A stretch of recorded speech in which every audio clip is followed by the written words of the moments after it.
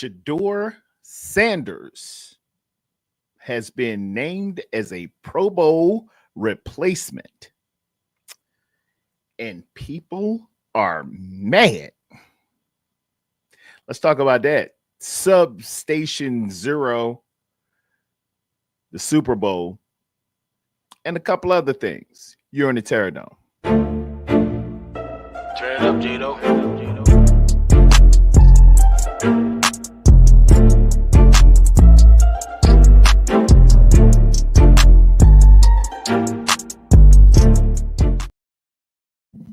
And what's up, everybody? The time now is 12:02 on the East Coast. It's January 27, 2026.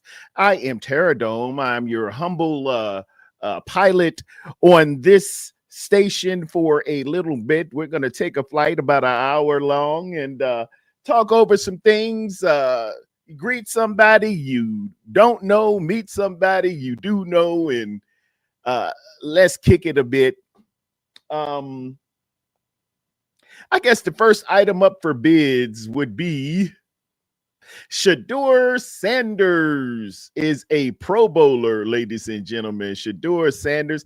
Let's give a round of applause because I know a lot of people is mad. So I'm just going to go ahead and give him his round of applause now. The report came. I just got wind of it, I think, today, very early in the morning. I just happened to just be perusing different sports channels and stuff on YouTube, and somebody said, now that Shedeur is a Pro Bowler, I mean, what can you do? I said, what? So I immediately went to my Twitter machine, the Twitters, and had to see what was going on there, and is this actually real? And as fate would have it, it is showing big bold print right there. Shedeur Sanders is a Pro Bowl replacement, says ESPN, is being added to the Pro Bowl games roster.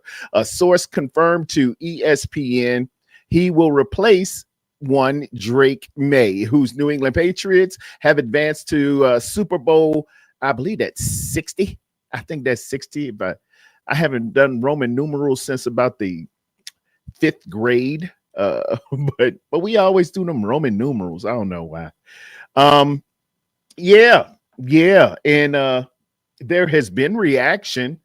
I'd like for y'all to react in the chat. I mean, are y'all mad about it, or upset, kicking stuff over, or whatever the case? It has happened.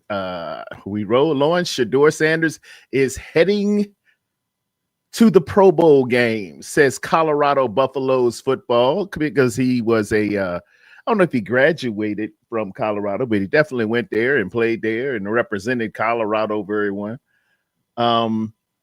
Yeah. How y'all feel about Shedeur? And as I greet a couple of y'all in the chat early here, David Corona showed up first and foremost. Shout out to Big Dave in the hizzle for shizzle, my nizzle. Where my air horn at? Dave, get the air horn, Dave. Can y'all hear that? And who else we got here? My main man, CFO, Rockefeller Records, Collie Young. I sent you a little picture there, Collie Young, man. I was digging in the archives trying to clean my stuff out. Some of my bookmarks from, last season and the season before, because I keep different little bookmarks. I said, oh, man, this is my picture with my boy on this joint. Let me throw this on out to him. Miss Tanisha is in the building. Good morning, Terra Dome and Golden Domers. Welcome to the off season, aka Cabo vacation days. Girl, you ain't never said it right. I sure wish I was down in Cabo. And might I'd be remiss if I didn't say it. I hope everybody is safe and warm, and really tangentially got touched and affected by the superstorm. I think it's called Fern that blew through here. That thing, man, that thing won't messing around. Fern was throwing that ice, that snow, low temperatures. Had some sleet, freezing rain. Wherever you are in the United States, if it's from Texas and points east, Oklahoma, Arkansas, Georgia, North Carolina, South Carolina, Virginia, the North East corridor. I said before I left last week, I said, yeah, we get ready to have a little something there, and it really didn't disappoint. We lost power for my wife said about 30 minutes last night. I was at the doing my job, 911 emergency. They don't care, y'all better come on to work. and we made it happen. This is what we do, storms and stuff like that. So I just hope everybody's safe. I'm sure y'all got some storm related stuff. Just drop it in the chat, man. We'll kick it a little bit. Bop Jones in the hizzle. What's up, man? He says good afternoon. Good afternoon. And my boy says, appreciate you, bro. Yeah, man, I like that picture. Me and my man Kyle. I'm gonna put it up too before I get out of here. Yeah. AJ does random things. Hello to you, AJ, doing random stuff. Just that's cool. Do random good things though. Man, I was on my way home. I worked that 14-hour shift. I was just gonna pick up some coffee and just go to the house and just lay it down. Just pick up some coffee, go to the house, lay it down. And dude, call me across the daggone parking lot. Ain't nobody else out there. It's one car way over there in the parking lot. He flagged me there. Hey, brother, excuse me, sir, can I get a jump? I was like, oh, yeah, of course, man. I had to jump him. And then, I had the cables. I went in the store, got my stuff, came out, jumped them off and everything. The car started running, and I say, hey, man, he said, what's your name, man? What's your name? I said, I'm Terradome. I had my Terradome hat on. I said, check my show out if you get a chance. And then his car stopped. He said, oh, man, we ain't got no gas. I said, oh. I said, it's a gas station over there, and here's, $20 so you can, get your gas going, man. So you ain't out here in the cold with your significant other. He said it's his girlfriend. I ain't pry nothing, ain't nobody business, but yeah. So AJ, you just brought me into the mind of that thing, doing random things, man. Random acts of kindness are great things to do. I just, I try to do them as much as I can, because, most of the people, probably say that I hate that Negro. He's he's this and that, but I try not to be that way. My main man, David Corona, said, what up, everyone? David Corona in the building. Yeah, we talking about Shedeur Sanders. They had some comparisons of his stats versus some other folk, if I may pull that up, and if I may be so bold. Wow, Shedeur Sanders. This is MLF Football on Twitter. Wow, Shedeur Sanders made the Pro Bowl this year over Trevor Lawrence. Trevor has more wins, more touchdowns, more passing yards, higher passer rating, higher completion percentage, higher QBR, and a playoff appearance. Lawrence is the most disrespected QB in the league, and they break the stats down in a comparison. Passing yards, Trevor Lawrence had 4,007, which is a pretty good year compared to 1,400 by Shedeur. He had 38 passing touchdowns. Shedeur had 7.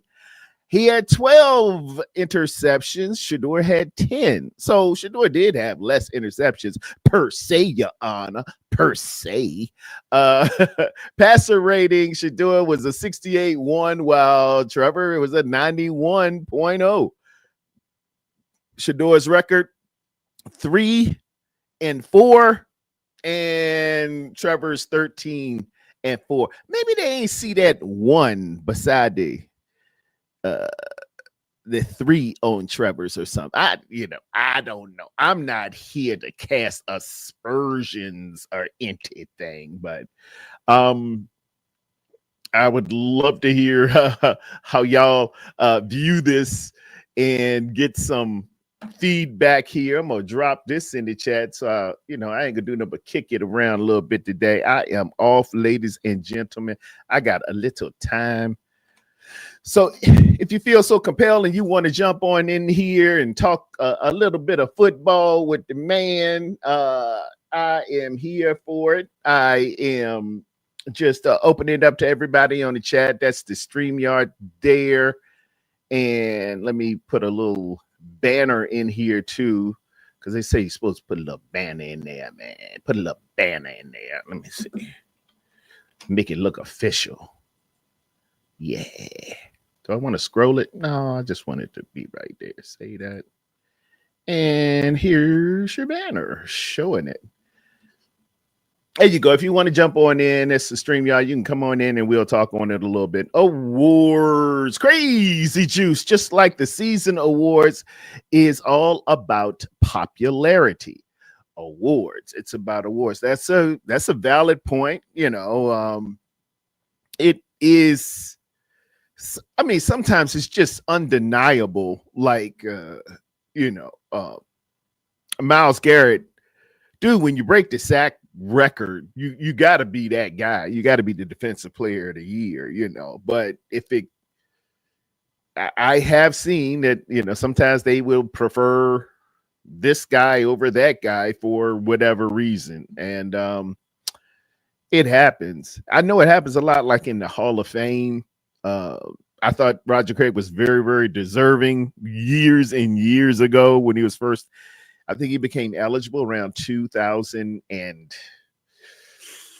what was his last year? Maybe 2009. But sometimes it just ain't possible, or it's just not the popular move, or somebody might have did something, and it just is what it is. I got Chor coming in to visit right here. Chor's in that building. What's up, Chor? Nothing much. How about you?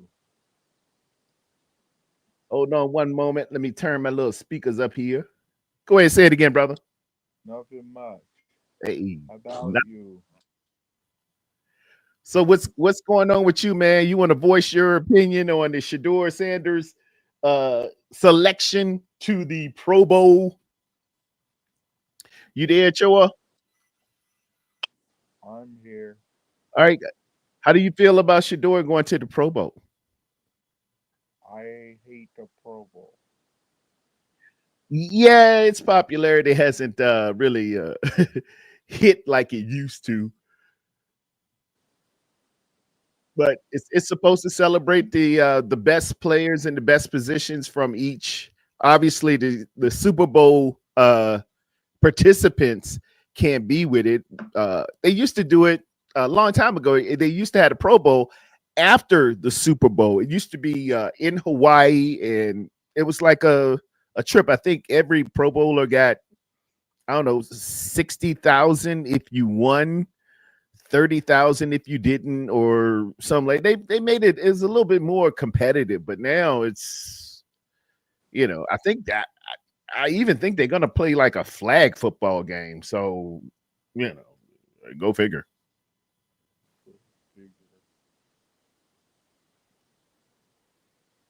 Who would you have put in there for a Pro Bowl replacement other than? I will put Brock Purdy over Jared Goff. Okay, in the NFC side of the game. All right, I see what you're saying. Yeah, hey, that's my dude. I'd put Brock in there. Of course, Brock missed some games, so he missed out on some stats. So I think that would lend itself to Jared Goff and some of the other ones having a better shot or more representative numbers. But if you're gonna let Shedeur in there with 1,400, 7 TDs, 10 interceptions. Hey, man, you know, everything's open to me, I think.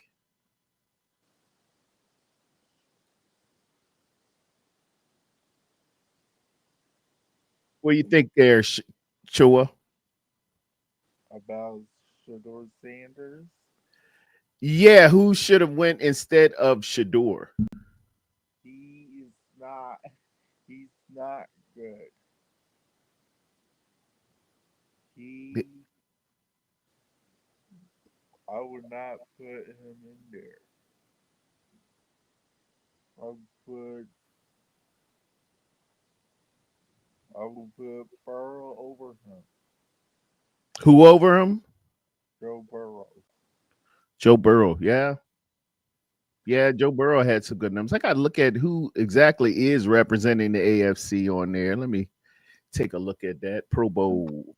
I ain't even look at and see who made the team. After we lost, I'm like, man, I don't even care.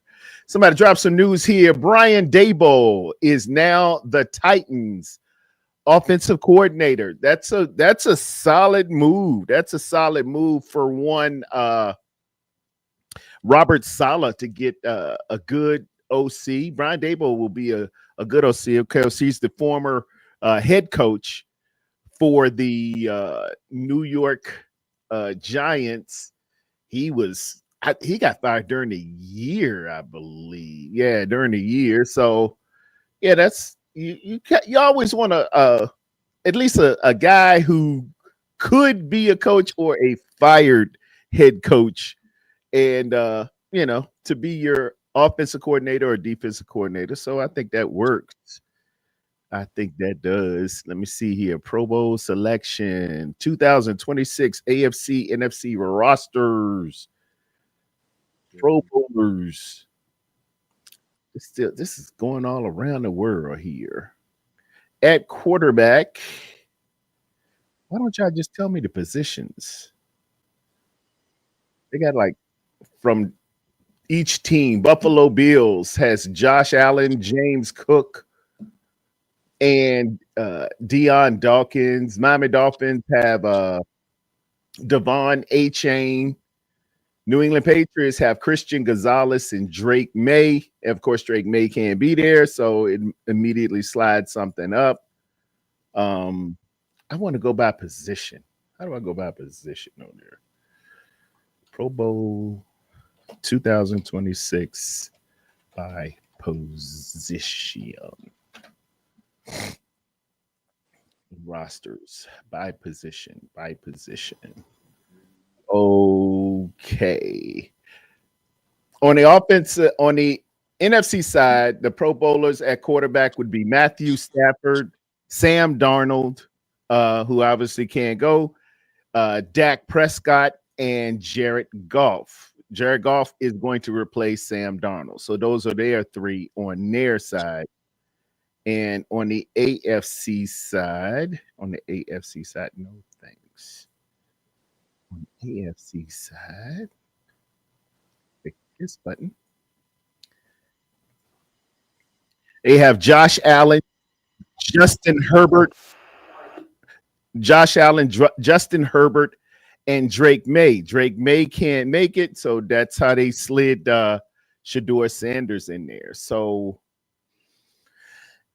yeah, I think I think Trevor Lawrence has a pretty good gripe there. I think he should have been awarded that. I don't know. I don't know how they came up with it. It's just flag football. Yes, sir, it is. But in negotiation tactics, in let's say 2, 3, 4 years, you can have on your resume, you know, I am a Pro Bowler. And that can demand a little bit of money. I think so. So we'll see. Yeah, it ain't gonna do nothing but play flag football, and it's not gonna be, you know, the Super Bowl by any stretch, but boom blam, you know, it does have a feather in the cap. Crazy Juice is saying he would have gone with CJ Stroud. That could have been some. CJ Stroud didn't have the greatest playoff game, but made the playoffs nonetheless. I could definitely see that, but hey, CJ didn't make it. Apparently, they just felt like I don't know. I don't know. I was hoping somebody could give me some rhyme or reason why they would go this way with it versus something else, but they just I'm sure something's gonna come back in the True Hollywood Confession movie. Sure, man. I appreciate you coming on, man. Let me go ahead and get to the rest of this stuff. I'm gonna holler back at you. Thank you so much for tuning in, my dude. All right. All right, brother. All right. That was Choa, ladies and gentlemen. Choa Lore. Choa Lore was in the building for just a momento. We still talking about here, Shedeur Sanders. Who would you have put in front of Shedeur Sanders as a replacement for Drake May in the Pro Bowl? Of course, we know that it is a flag football game. They might even have it on the beach. But it is a feather in the cap to be a Pro Bowler, and not the tour type that like on Kingpin. There it is. Let's see here. Let me look at the rest of the Pro Bowl squad for the NFC. That thing is loud. For the NFC there, we got Matt Stafford, Sam Darnold, as I previously mentioned, Dak Prescott, Jared Goff. Running backs are Jahmyr Gibbs, Christian McCaffrey from the San Francisco 49ers, and Bijan Robinson. At fullback, there you go, Kyle Juszczyk for the San Francisco 49ers running unopposed. It's kind of like Vladimir Putin. You're always going to be there because you're running unopposed. Wide receivers are Puka Nacua, Puka can be there. I'm sorry. JSN, Jackson Smith and Jigba for the Seattle Seahawks. He will not be able to be there, so they're going to look for a replacement for him.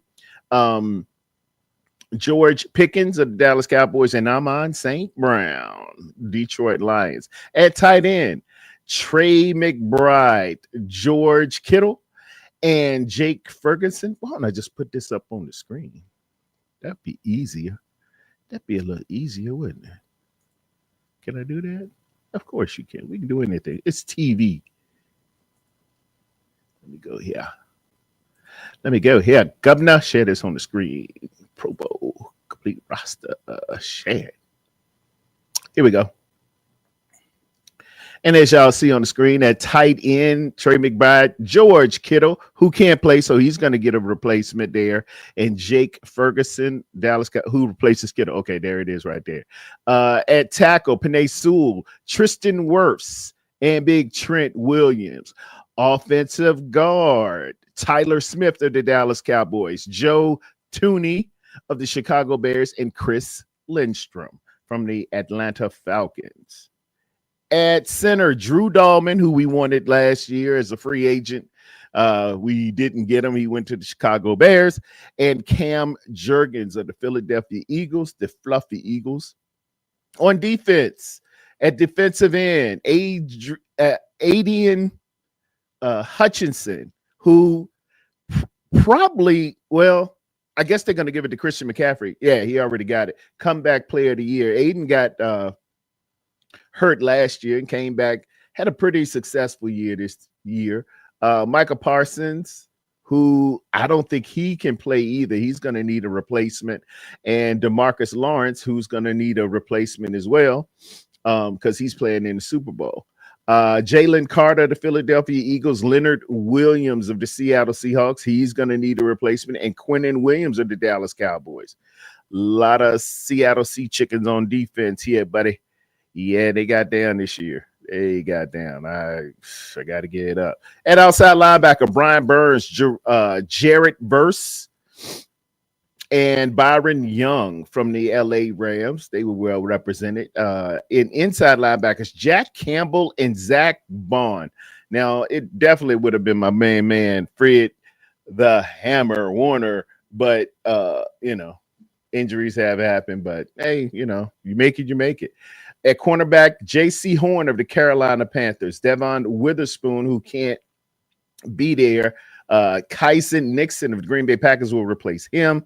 Noshawn Wright will replace Mitchell, Kenyon Mitchell, who was with the Philadelphia Eagles. I guess he's injured. And Cooper DeJean of the Philadelphia Eagles, or DeJean, however y'all say. I learned it in French class as Dijon, but it is what it is. At safety, Kevin Byard of the Chicago Bears and Antoine Wingfield of the Tampa Bay Buccaneers. A strong safety, Budda Baker, Arizona Cardinals. He's legit. That Budda Baker keep on getting out. This might be his. Man, this might be his about 6th or 7th. I got to check that. Long snapper John Weeks of the San Francisco 49ers and that punter Tress Way of the Washington Commanders. Place kicker will be Brandon Aubrey of the Dallas Cowboys. No surprise there. Return specialist Rashid Shaheed. We know him back from that 95-yard running back he had on us at first kickoff of the game. He can't do it. So the replacement will be Cavante Turpin, who is a very dangerous return specialist. He's probably going to be MVP of that flag football game too. And special teamer Luke Gifford of the San Francisco 49ers. We had some representation in this jank this year. We had a little representation. Let's flip it on over to the AFC side, because that's what all the hoopla is all about. And I apologize if this speaker goes haywire every time I flip it. That screen will light up. There it is. I dogged it. Before we mention, it's going to be Josh Allen, Justin Herbert, and now Shedeur Sanders, who is going to replace Drake May, but they haven't officially put it on here yet. But the ESPN said it's legit, but maybe we need to stay tuned. At running back, Jonathan Taylor from Indianapolis, Devon Achane of the Miami Dolphins, and James Cook of the Buffalo Bills. At fullback, Patrick Ricard of the Baltimore Ravens. I think he's the only other active fullback in the league besides Juszczyk. So, they could just trade around most of the time and just get it done like that. I mean, they just it's like tag teaming on wrestling. At wide receiver, Jamar Chase of the Cincinnati Bengals. Nico Collins, he sustained an injury 2 weeks ago, concussion. I guess he's gonna be down there. Zay Flowers, along with Courtland Sutton of the Denver Broncos. Zay Flowers plays for the Baltimore Ravens. At tight end, Brock Bowers of the Vegas Raiders. He's man, I liked him coming out of school. I think he went to Georgia, if I'm not mistaken. He's pretty good. Travis Kelce, the ageless wonder, Kansas City Chiefs. Tyler Warren from Indianapolis replaces Bowers. Bowers must have an injury. And Dalton Kincaid will replace Kelce. I guess Kelce is, going on tour with Taylor Swift or something. I don't know. At tackle, from the Denver Broncos, Garrett Bowles. And from the Buffalo Bills, Deion Dawkins and Joe Alt, who's injured as well. I think he tore an ACL for the Los Angeles Chargers. Offensive guard, Quinn Miniers. I think that's Miniers. From the Denver Broncos, Quentin Nelson, a perennial Pro Bowler from the Indianapolis Colts, and Trey Smith of the Kansas City Chiefs. At center, Creed Humphrey from the Kansas City Chiefs, as well as Tyler Linderbaum from the Baltimore Ravens. I don't know why I say that like that. Linderbaum. I think that was from a Seinfeld episode. Linderbaum. I gotta check my mental Rolodex. I keep a lot of stuff stored in there. We have to clean it out. How to old. I don't know how to. Oh, is that Leslie? Hey, Miss Leslie. Good to see you. Thank you so much, man. Thank you so much, all y'all. old school, new school, old school rule. Just like and subscribe. We're going over the Pro Bowlers for the offense and defense of the AFC and NFC here. On a defensive end, you're going to have Will Anderson Jr., the Houston Texans, Myles Garrett, who's head and shoulders above everybody as the leader for Defensive Player of the Year. We're going to have Max Crosby, too. Man, that's formidable. I'd like to have that on one team. That is some. Yeah, you better be glad it ain't hitting, because if them three come looking for you, boy, that's a bad day. That's a bad day. Chris Jones from the Kansas City Chiefs, who didn't have the greatest of years, I think, but the name recognition gets you in there. Jeffrey Simmons from the Tennessee Titans, and Zach Allen at defensive tackle from the Denver Broncos. At outside linebackers, Nick Bonito had an incredible year for the Denver Broncos, along with T.J. Watt of the Pittsburgh Steelers, Tuli Tuipulotu from the Los Angeles Chargers, and Devin Lloyd of the Jacksonville Jaguars, who will replace T.J. Watt. T.J. Watt probably injured or just don't feel like going or something like that. Roquan Smith from the Baltimore Ravens is the inside linebacker, along with Azeez Al-Shaair from the Houston Texans, formerly of the San Francisco 49ers. At cornerback, you're going to have Derek Stingley Jr. from the Houston Texans, along with Patrick Surtain of the Denver Broncos, very good, probably one of the best in the business, and hero of the game, Christian Gonzalez. He had that big pick at the end of the AFC Championship. He's with the New England Patriots, so you're going to have to replace him with Kamari Lassiter of Houston, and Denzel Ward, the equalizer, I called him, for the Cleveland Browns, rounds out the corners. At free safety, Jalen Ramsey from the Pittsburgh Steelers. I knew he was going to be a Pro Bowl safety. I call this, if Ellison is in the building, I call this when he was playing with Miami, or who's he at? When he was playing with the Rams, I knew Jalen Ramsey would be a good free safety. He's rangy, athletic, tackles really, really well. I knew he would be a Pro Bowl free safety. And speaking of Pro Bowlers, we got Wolfie in the building, ladies and gentlemen. Wolfie, what's going on, man? Yo, what is up, man? Sorry, I had to walk my dog and stuff like that. And then it's all good in the hood, man. We were just discussing the agenda for today was on the docket was Shedeur Sanders making the Pro Bowl. Okay. As an alternate for Drake May, and a lot of folks upset. A lot of folks feel some kind of way about it. I'd love to get your take, because from my understanding, you're not the the biggest Shedeur Sanders fan in the business. To put it mildly. From my understanding, the Pro Bowl and all that is voted on, right, between fans, right? That's what it is, right? It is. I believe fans and a combination of, or maybe all fans. I don't know, but yeah. So I'm not surprised, because he's a polarizing figure. He has a mass following prior to even coming to the NFL. So I'm really not surprised that he's even in there if it's a fan voted thing.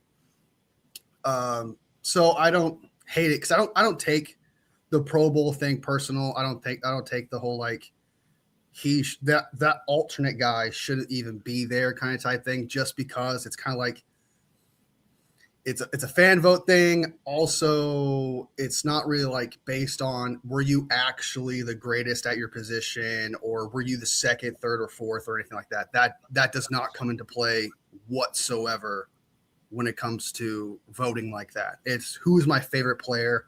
Maybe some are voting okay, this guy's actually good, but majority of, I wouldn't say majority of it is honest voting. I think it's a lot of it is your favorite player. I think he deserves it because he's my favorite player. But personally, I don't. If you're asking, like, does he deserve to be there based on talent and what he did? Absolutely not. Like, I don't know what he did to deserve to be in that position, other than facing some adversity because the coaching staff and him weren't getting along and stuff like that. But like, he had bad games. He had one good game, I believe, but it was against the Titans, if I remember correctly. So. Outside of that, he wasn't good. There's so many other quarterbacks I feel like that probably would have been a better option than him. But at the end of the day, I think it's just not to sound like Debo by saying that, because he says at the end of the day all the time. At the end of the day, that's it's the end of the day. My cousin said that is the most cliche thing said on all of television, on all of it. At the end of the day, it's like a comfort thing at the end of something you say. Yes, at the end of the day, it is what it is. I think I say it is what it is. It is what it is. It's hard. Sometimes I say, I'm just saying. I go, I'm just saying. Yeah. My boy used to say, yeah, I mean. He said like everything. No, I don't know what you mean. Tell me. Yeah, I mean, no, you poorly explained it. I don't get it. And then he would cut it off. He said, and then I was like, you know what I mean? And then he was like, no, I mean, no. What do you mean? Right. So I it's not that I don't hate Shedeur. If he's a good player, he's a good player to me. There's players I don't like that turn out to be good, and it's like, okay, I got to give him props. I'm all for doing that. Like Sam Darnold, he balled out in the NFC Championship game. Got to give him props for that, even though as much as I hate doing that, right? Because the whole Brock Purdy, Sam Darnold comparison thing. I'll be honest with myself. I don't think Shedeur Sanders deserves to be there, but I don't. There are some people that are taking it way too personal than they should. Yeah. You know, it's not like the voted on all pro Bowl. That is more important to me.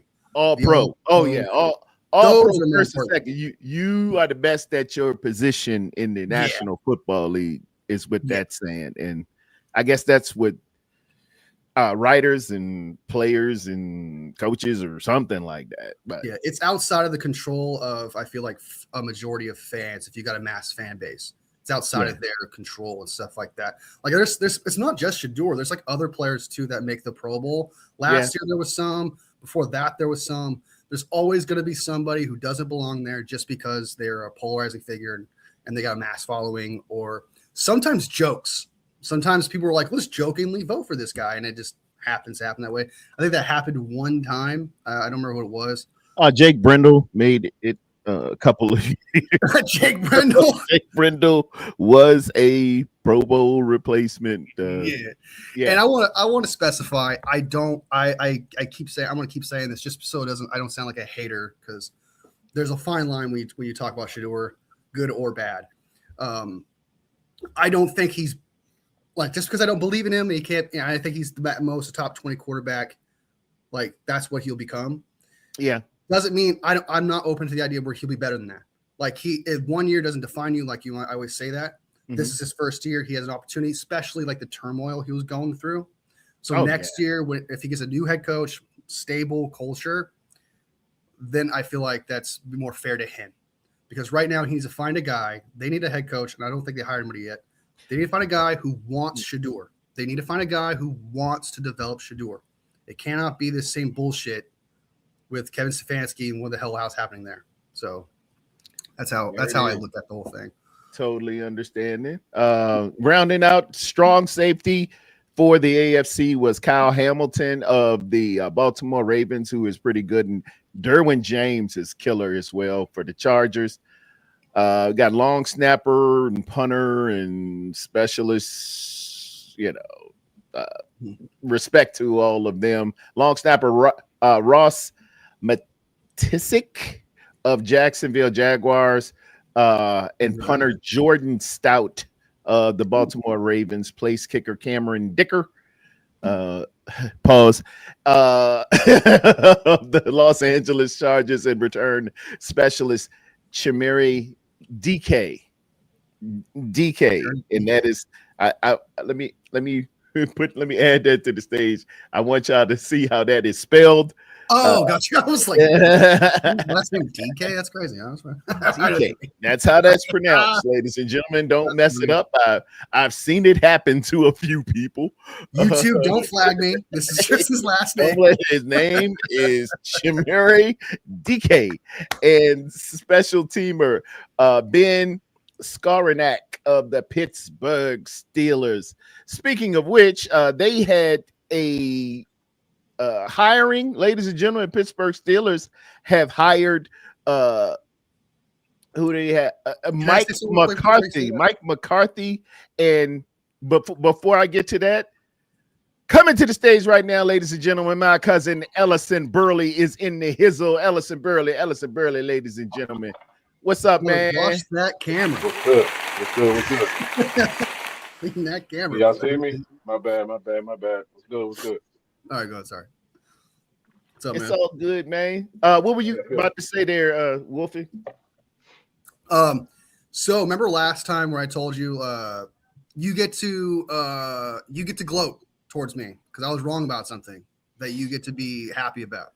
Oh, right do I need to put up Hugh and ITY? But go ahead. Just no, you were right about Jalen Ramsey becoming a safety. Remember that conversation we had? Yeah, I don't know if I want that. I don't know if you do that. He's a Pro Bowler.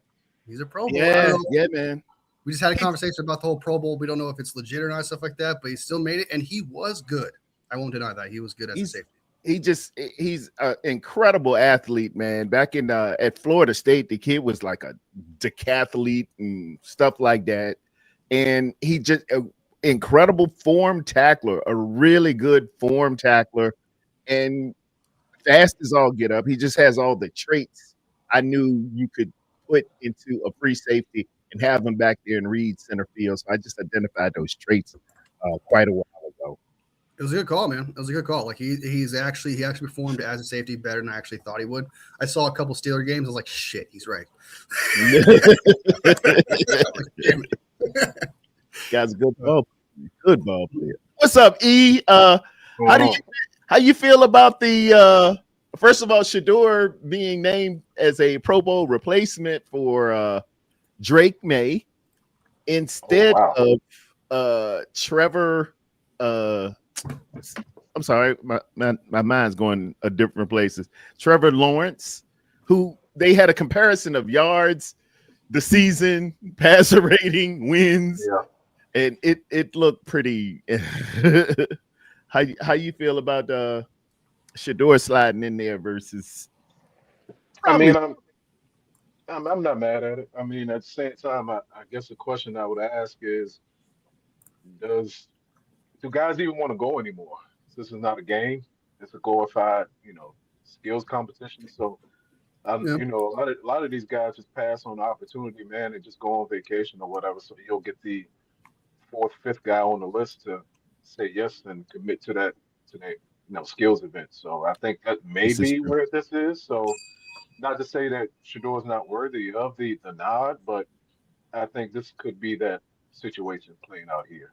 Yeah, I didn't even think about that. Maybe they went to Trevor and said, "Hey, man, you got a slot here," and he was like, "Dude, I ain't going out there." Yeah, guys just don't want to go anymore, man. Yeah, he used to go for the Miami. They used to go for not Miami, but they used to go for we get to go Hawaii for free or whatever. Yeah, Hawaii, and it was after the Super Bowl, and you could have the guys that were in the Super Bowl come out there. But do they play it now? Do they play it at the site of the Super Bowl, or do they play it in Vegas or somewhere else now? I believe they play in Miami. I thought it was Orlando. I got to check and see. Orlando, actually, yeah, you're right. I think it's Orlando.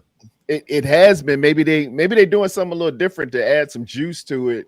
I gotta look, because it has been diminishing the past, I don't know, 10 years. Yeah, I always thought, man, once guys didn't want to go and get hit anymore, just name guys to the Pro Bowl and just call it a day. Because guys don't want to play, in that game anymore, man. Just give them the nod, give them the accolade and the achievement. But as far as guys getting out there and going 100% in a glorified scrimmage, guys not doing that anymore, man. So I just say name them to the team and give them a sign, not a sign of bonus, but give them a little extra bread, man, and just keep it pushing.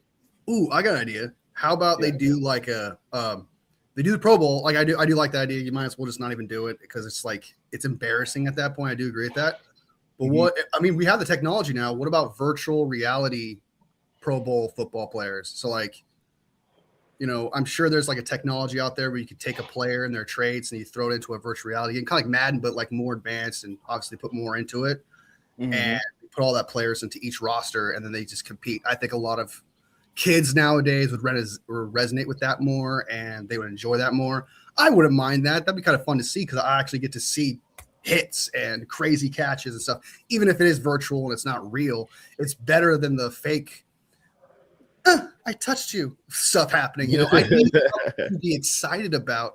And there's nothing exciting about the Pro Bowl. The funnest thing about the Pro Bowl is probably the events before the flag football thing. That can be if you make bets. Like I've made bets with friends before, and that can be fun. But outside of that, dude, if you don't have like an investment towards it, there's like there's no reason to like it. So I agree with you, man. The Pro Bowl is so it's lost its steam. It's sort of like the NBA All-Star game. Guys really don't play like that anymore, not like they used to. So, they're trying to drum up as much support and be as innovative as possible, but it's just a dying cause to a certain degree. So, like I said, I think just nominate guys, man, give them a little accolade, give them a little bread, and keep it pushing. Yeah. Now like on this side it's saying the 2026 Pro Bowl games will be the venue is Moscone Center in San Francisco, California. It will be part of the Super Bowl week. So I think it goes wherever Super Bowl is. Because I remember it being in Vegas a couple of years ago when they had the Super Bowl out there. So I think it travels with the Super Bowl. So it makes sense. I get it, but each his own. Yeah. I don't say this often, but you're right, Ellison. Hey, man. Hey, your life will go a lot better if you would say those things. By the way, Crazy Juice is trying to give the information that Joe Brady is hired as the new coach for the Bills. Yes, Brady is the new head coach. Yeah, Joe Brady's new head coach in Buffalo. That's my guy.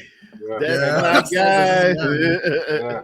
And Brian Daboll is taking the OC job in Tennessee too. I just saw that. Yeah.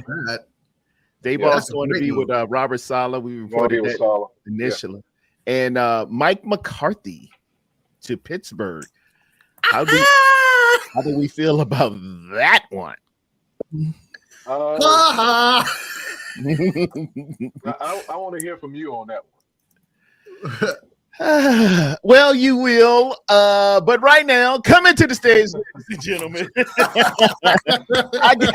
I got a man who you don't have to ask how he feels about certain things. My man, Dion, Niner Gang Podcast is in the building, ladies and gentlemen. What's up, brother? What's up? What's going on? Good morning, Wolfie. Good morning, Ellison. What's going on? Good, dog. Always good to see you, brother.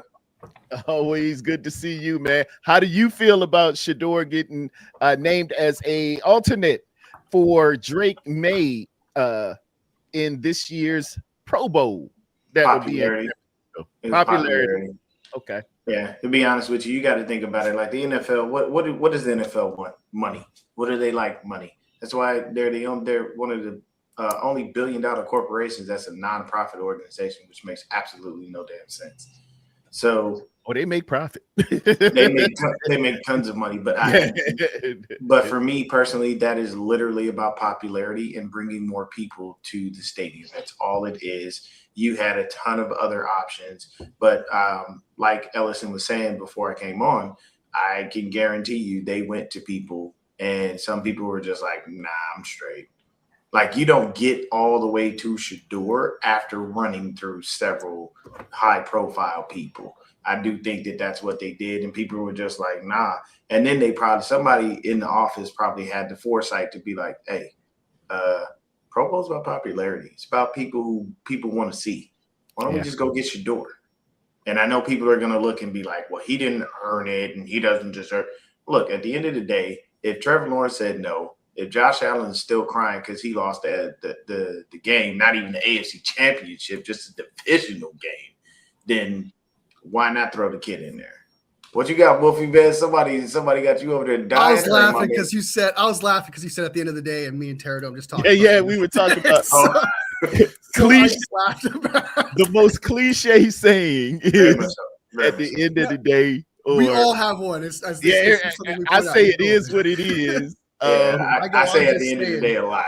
I do. I say I'm just saying. Hey, Alex, my boy that lived down the street, Squeaky.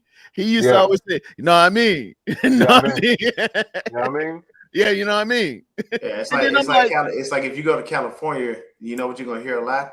What? Feel me? You feel me? You feel me? Yeah, you feel me? You feel me? You're gonna hear that a lot. You know, I always felt that was like an invitation. I never felt comfortable saying that. Like I've never. I live in Southern Cali. I've never been okay. I know what you're talking about. They do say that, but I've never been okay with.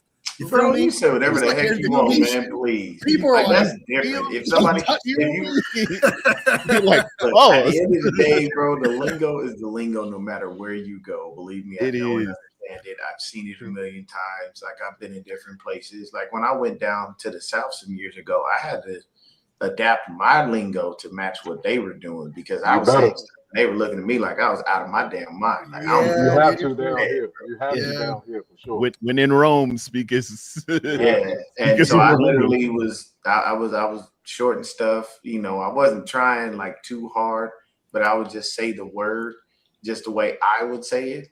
So that way they knew I wasn't trying to, go down there and be disrespectful to the way that they speak because people get offended real easily. You know what I mean? So I'm like, okay, whatever. But, the only thing I didn't like about being in the South was being called Pretty Ricky.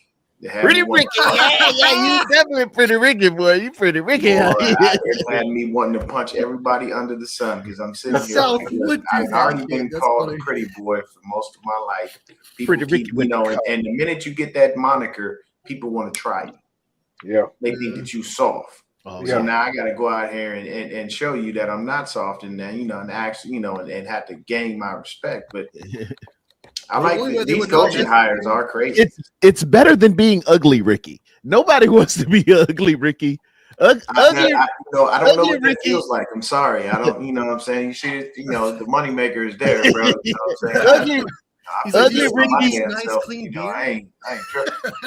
Ugly Ricky or Funky Johnny is never how you want to be remembered.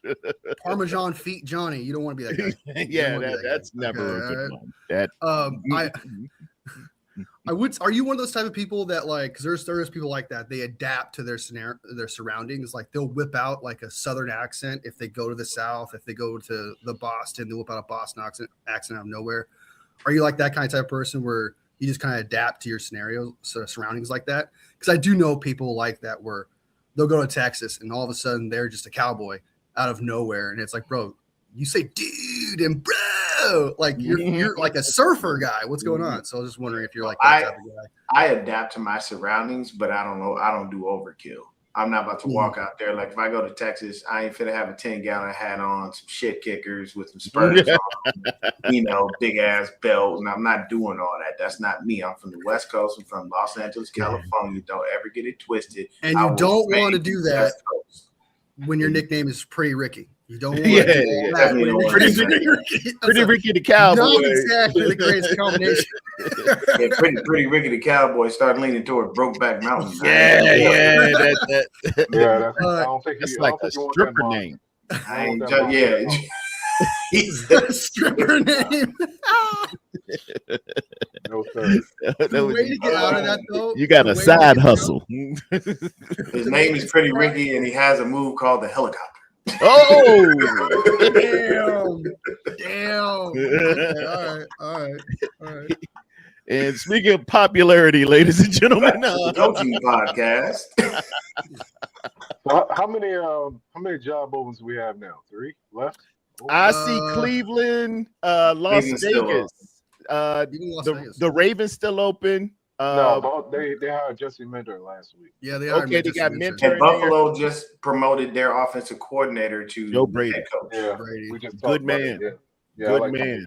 Oh, so let me give my 2 cents on this whole. A lot of people are upset about that too. It's the Kevin Stefanski situation.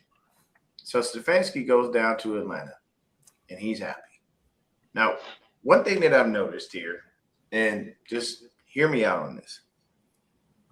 Stefanski and Shanahan have one thing in common. They like that quarterback's white. Okay. They just do. For the most part. They do. And once again, remember, people, I'm not calling nobody racist in any way, shape, or form. I am saying you have a preference. Okay? I'll give you a prime example. I'll use myself.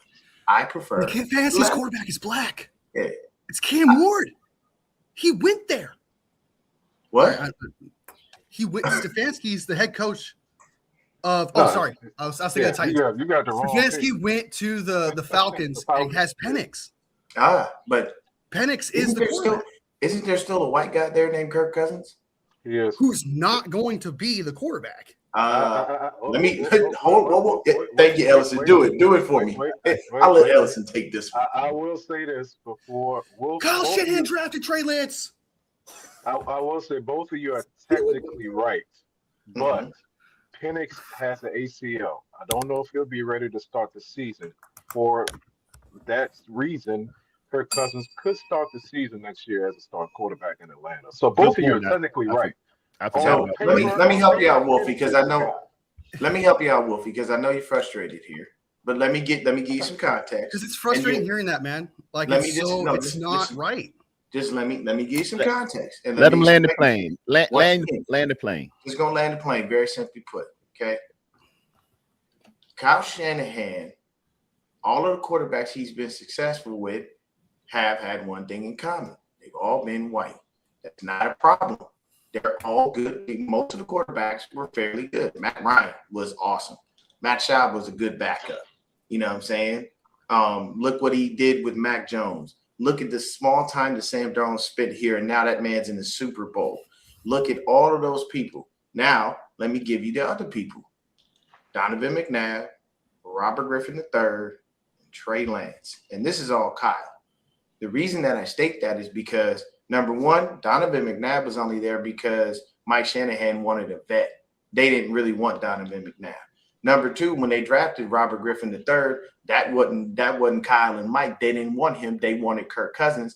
That was Dan Snyder forcing them to draft Robert Griffin III, and we all see what happened.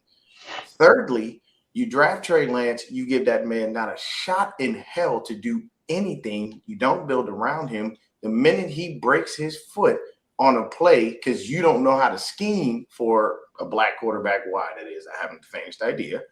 But you don't know how to scheme up things for a black quarterback.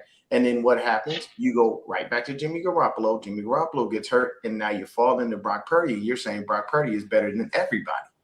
So when it comes to Stefanski is out there, and what did he do? He flat out refused to name the young man a backup. Wouldn't give him this. Hold on before you like somebody. I'm letting the plane. Listen to me. Hurry up, man. Come on. It's very simple. Because I know where you're going with it. I already know. But what I'm saying is, if you just pay attention to the signs, bro, there's just a preference. And I'm not saying there's anything wrong with having a preference. I like Latin women, okay? That's my preference. That's wrong. But I'm not calling them such. I said they have a preference. I never stated, Ellison, if you're did making it about did race, I say they and were you're racist? saying he doesn't want to draft a black quarterback, that's racist. No, because color has you're nothing to do with you're not understanding you're not understanding what I'm saying here. Those don't mix. This is oil and water, Wolfie. I am not stating in any way, shape, or form that these guys are racist. I just gave you a simple example of me. And if I am single, which I'm not, I'm happily married. But I'm telling you, if I am single, I will gravitate. That caveat. Yeah. That is what I like. That is what I prefer. So these coaches have a preference. Kirk Cousins is getting paid sexual a ridiculous sum of money. Same as picking a quarterback. Are you saying as far as the context, it is picking a quarterback? It's not the same. I mean, y'all can say it's crazy talk all you want. And I know I've been on Cali feel that way, but I'm just saying, look at the success they've had. and look at who their quarterbacks are, and look at the people that they did have that were black, and watch the failure come about. It's just a situational thing, man. That's all it is. I'm not saying nobody racist. I never stated that, and I would never say that. You know why? Because Kyle Shanahan got a lot of black people jobs. I know he has. Because they poach from our coaching tree year after year. Do they not, TD? That is true. Every year? Yeah. We had so many minority hires. They done go back and change the rule. They said, you're putting too many of those guys in this league. I just stated at quarterback, that's the preference. That's not a big deal. It's not wrong. We can move on from it, but I'm just stating, I'm giving you facts to show why. That's why I presented the argument. But I think I think he's going down there to get Kirk Cousins to stay his quarterback. Plus, Kirk Cousins getting paid a ridiculous sum of money. Ain't no way you're gonna offload that contract to nobody. So think about that. Yeah, Kirk is paper boy now. Kirk he getting paper. He getting stupid paper. I just want to know who his agent is, because his agent deserves a gold medal. Dave Mulligata. Paid every time, baby. Every time. Dave Mulligata is his agent. Yeah, Mulligata. Hey, if it don't make dollars, it don't make sense, baby. And that's what Kirk Cousins is about. You saw him with the chains in Minnesota. Yeah, man. Hey, Wolfie, you want to go before me? It's just I want to keep this as small as possible, short as possible. That doesn't make sense. Okay. Because Brock Purdy, you're being like, oh, but he gave Brock Purdy is better than every quarterback Kyle Shanahan has ever had. He deserves that job. He earned that job. And it's not because the color of his skin, it was what Kyle Shanahan preferred. He earned that shit. He worked hard for it. Trey Lance had multiple opportunities to make it happen. He couldn't do it. And if you think a quarterback is better than Trey Lance, you're going to take the quarterback that's better than Trey Lance. That is just a fact. So let me ask you this. It has nothing to do with the color of his skin. Okay, let me ask you this. You're going to tell me that right now, but Trey Lance got no real chances to even start. Shedeur Sanders was sitting there. The man wouldn't even name him. Hold on. The man wouldn't even name him. No, you're lying now because you're saying he didn't have a chance when he did. That's bullshit. What chance did he have? He had a whole offseason to himself. He was supposed to be the starter. And then throughout that entire starter situation, if Trey Lance was better than Brock Purdy, even if Trey Lance got hurt, Kyle Shanahan would have brought him back and said, okay, this guy is better than Brock Purdy. He had his opportunity. He had a whole offseason to see what he can do under Kyle Shanahan. Kyle Shanahan's I can't do it. But Brock Purdy's better. And he did earn that. Brock Purdy is better. I'm not saying Brock Purdy is not. And for Kyle gives Debo, who I don't really want to talk about this too long, but like Debo's black. Ayuk is black. He stood up for both those guys to a T. So like, why does the wide receiver position have to be different than the quarterback position here? Why does Kyle Shanahan treat the quarterback position than the wide receiver position? Your only logic here between the two is the quarterback position is supposed to be an high IQ situation. So what you're saying is Kyle Shanahan doesn't think that black people have the IQ to be quarterback, which is absolute bullshit. See, you're getting a little too deep into it, Wolfie. I need you to that's the only difference. That's the only difference between wide receiver and quarterback. My guy, take it down a notch, brother. I see you got you riled up. I'm heated. I'm heated because it's bullshit. Listen to me. I ain't mean to get you all riled up, bro. Don't get so upset. No, you did my job for me. I'm just telling you. All I'm doing is telling you it's simply a preference.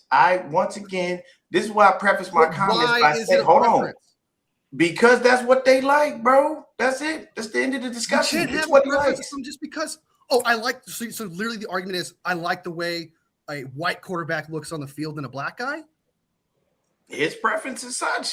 His history proves it. I rest my case. Moving on rapidly, though. It's okay, man. It's all right. You just didn't understand where I was going with it. I kept saying 5, 6, 8, 9 million times that I never stated either one of them was racist.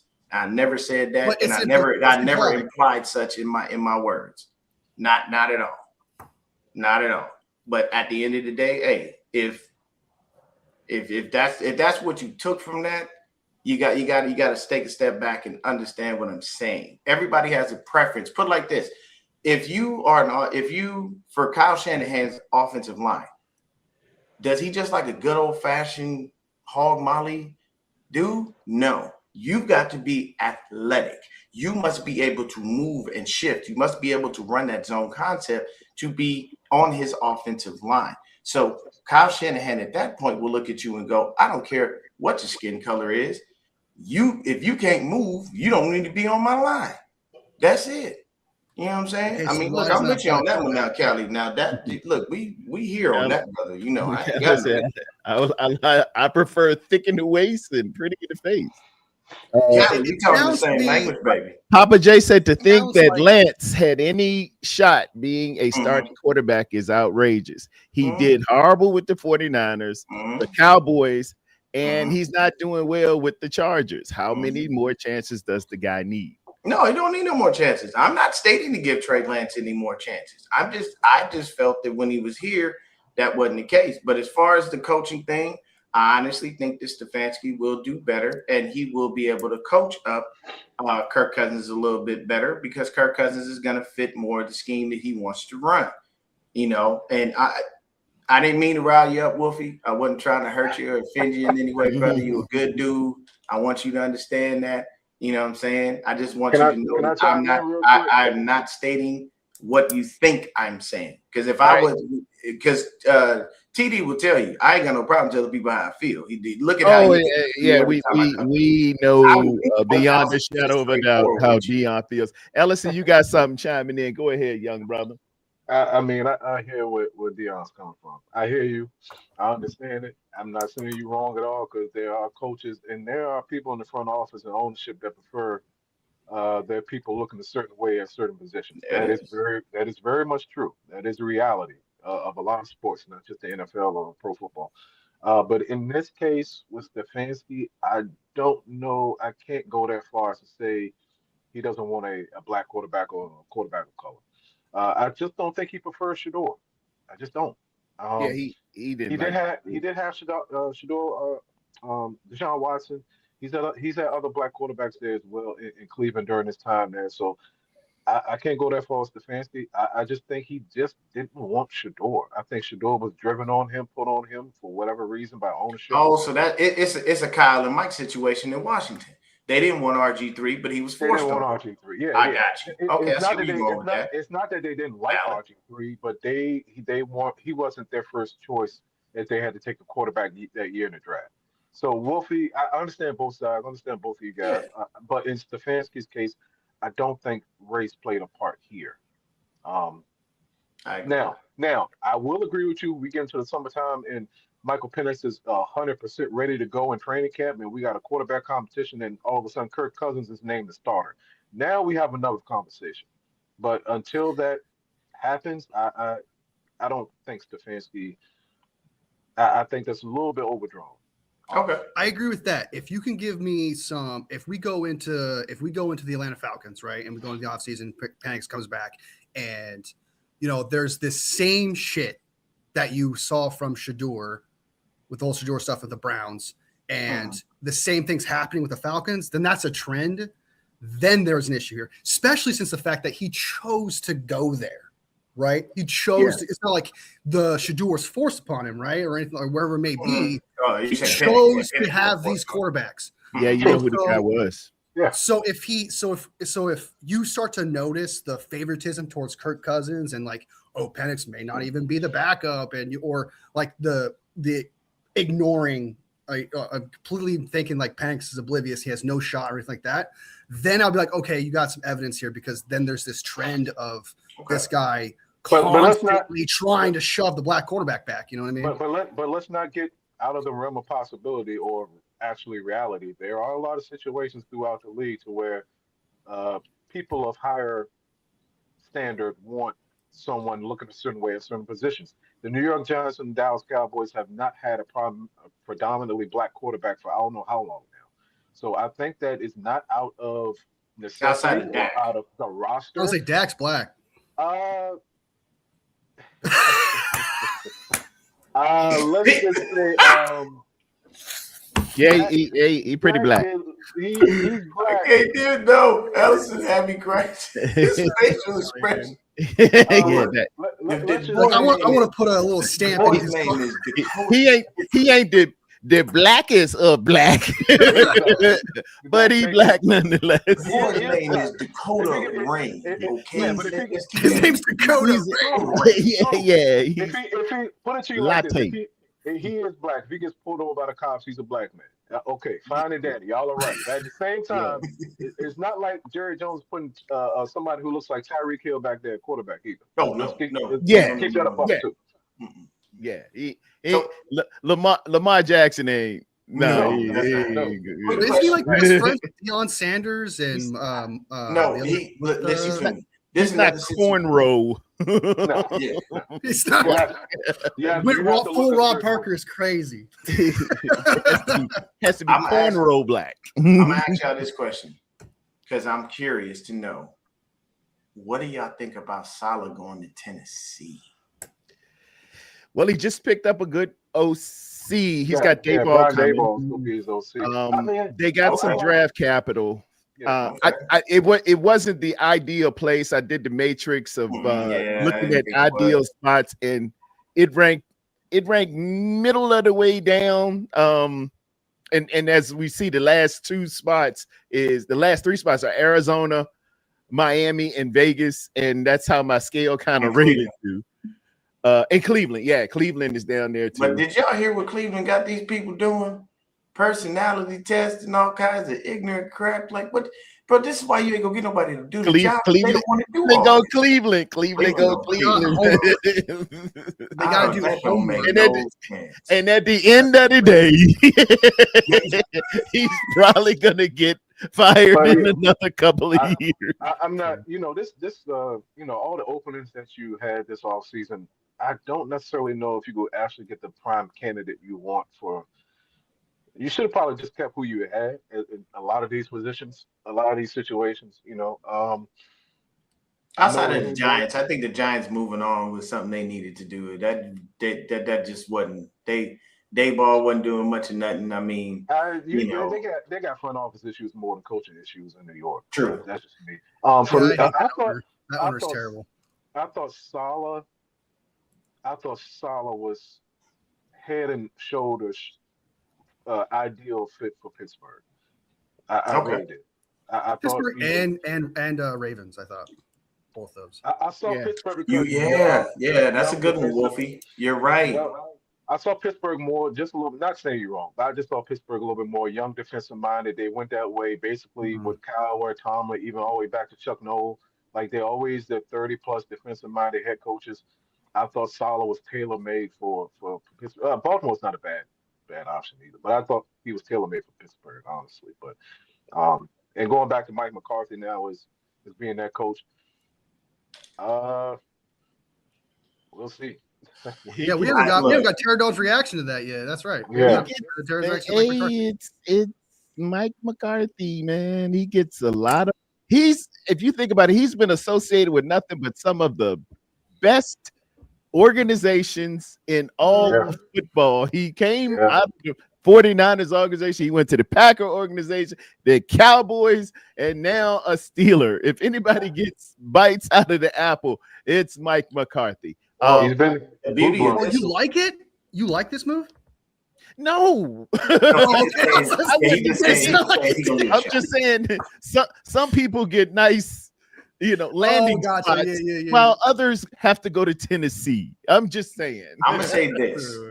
For Mike McCarthy, what he just did was he solidified a job for at least the next 15 years because the Steelers don't move on from coaches. We all know this to be true. That man is 60-plus years old. He gonna be there in 15 years. Well, I'm just saying he solidified himself a job until they basically kick him out. Probably. Or until he has a heart attack, one of the two. It's a stable organization. I mean, they're known for their stability and their forethought. Look, so for the Giants with them hiring Harbaugh, I think it works. Honestly, with Harbaugh, I think the situation was very simple. I think it's more about culture. His message was old, it was stale, and the Ravens were tired of it. along with the fact that you had Lamar all them years and you never got to the Super Bowl and you never won one. So it's that was probably the reason that John Harbaugh is in New York now. New York has a pretty stout defense. He can do some things with them. And all he has to do is focus on getting that offensive line to actually protect Jackson Dart.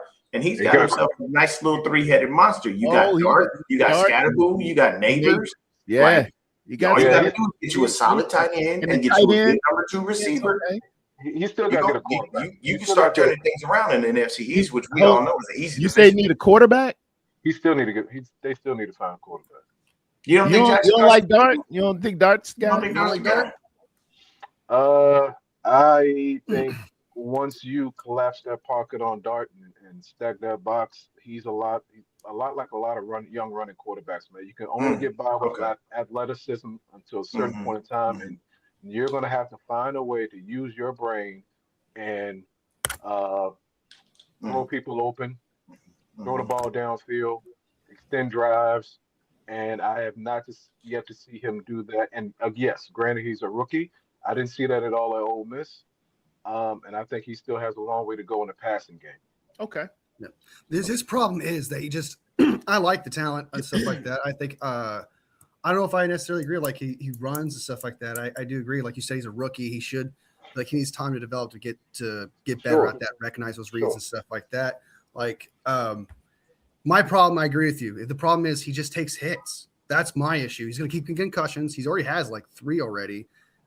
He doesn't take care of his body. That's my issue with Jackson Dart. I like the way he throws the ball. I like some of the decisions he makes. He's got the ability. I'm not saying Lamar talent, but it's up there. He's got that ability to really make a play on with his legs. He's got the arm. The problem is just like he doesn't take care of his body. He's willing to sacrifice his, like him and Scatterbo. It's great. It's great TV, but it's like they push each other to the limit of like, oh, I can take a bigger hit. No, I can take a bigger hit. And so they just help each other become worse of themselves. I'm not sure he has the arm. I haven't seen that consistently with the arm talent yet. That's a question mark for me. Does he have the potential? Sure, but I have to see it. I don't know. I don't know about that yet. Papa J asks, what head coaches are available for a job in 2026? I'm assuming that he's looking at Cleveland, Vegas, and Arizona. Who do y'all like for these final 3 positions? If you have somebody out there, who do you think that they're going? Well, from what I understand, Clint Kubiak is getting one of these. I'm not sure which one. Oh, guaranteed, automatic. Yeah, they just waiting until the Super Bowl is over because they can't talk to him before then. He's getting one of those 3. He's getting one of those, and I think he's going to be a Raiders. Davis Webb, the OC, the quarterback coach in Denver, he's getting one of them too. The other one, I don't know. You said Winfield from Denver? No, Davis Webb. Webb. Okay. Davis Webb. Yeah. Oh, so you know what? I'm gonna say this, and this may shock a lot of people. I like Clay Kubiak to the Raiders, and here's why. They ain't never had a good offensive mind in years, and Clay is actually. You're talking about Josh McDaniels. He's great.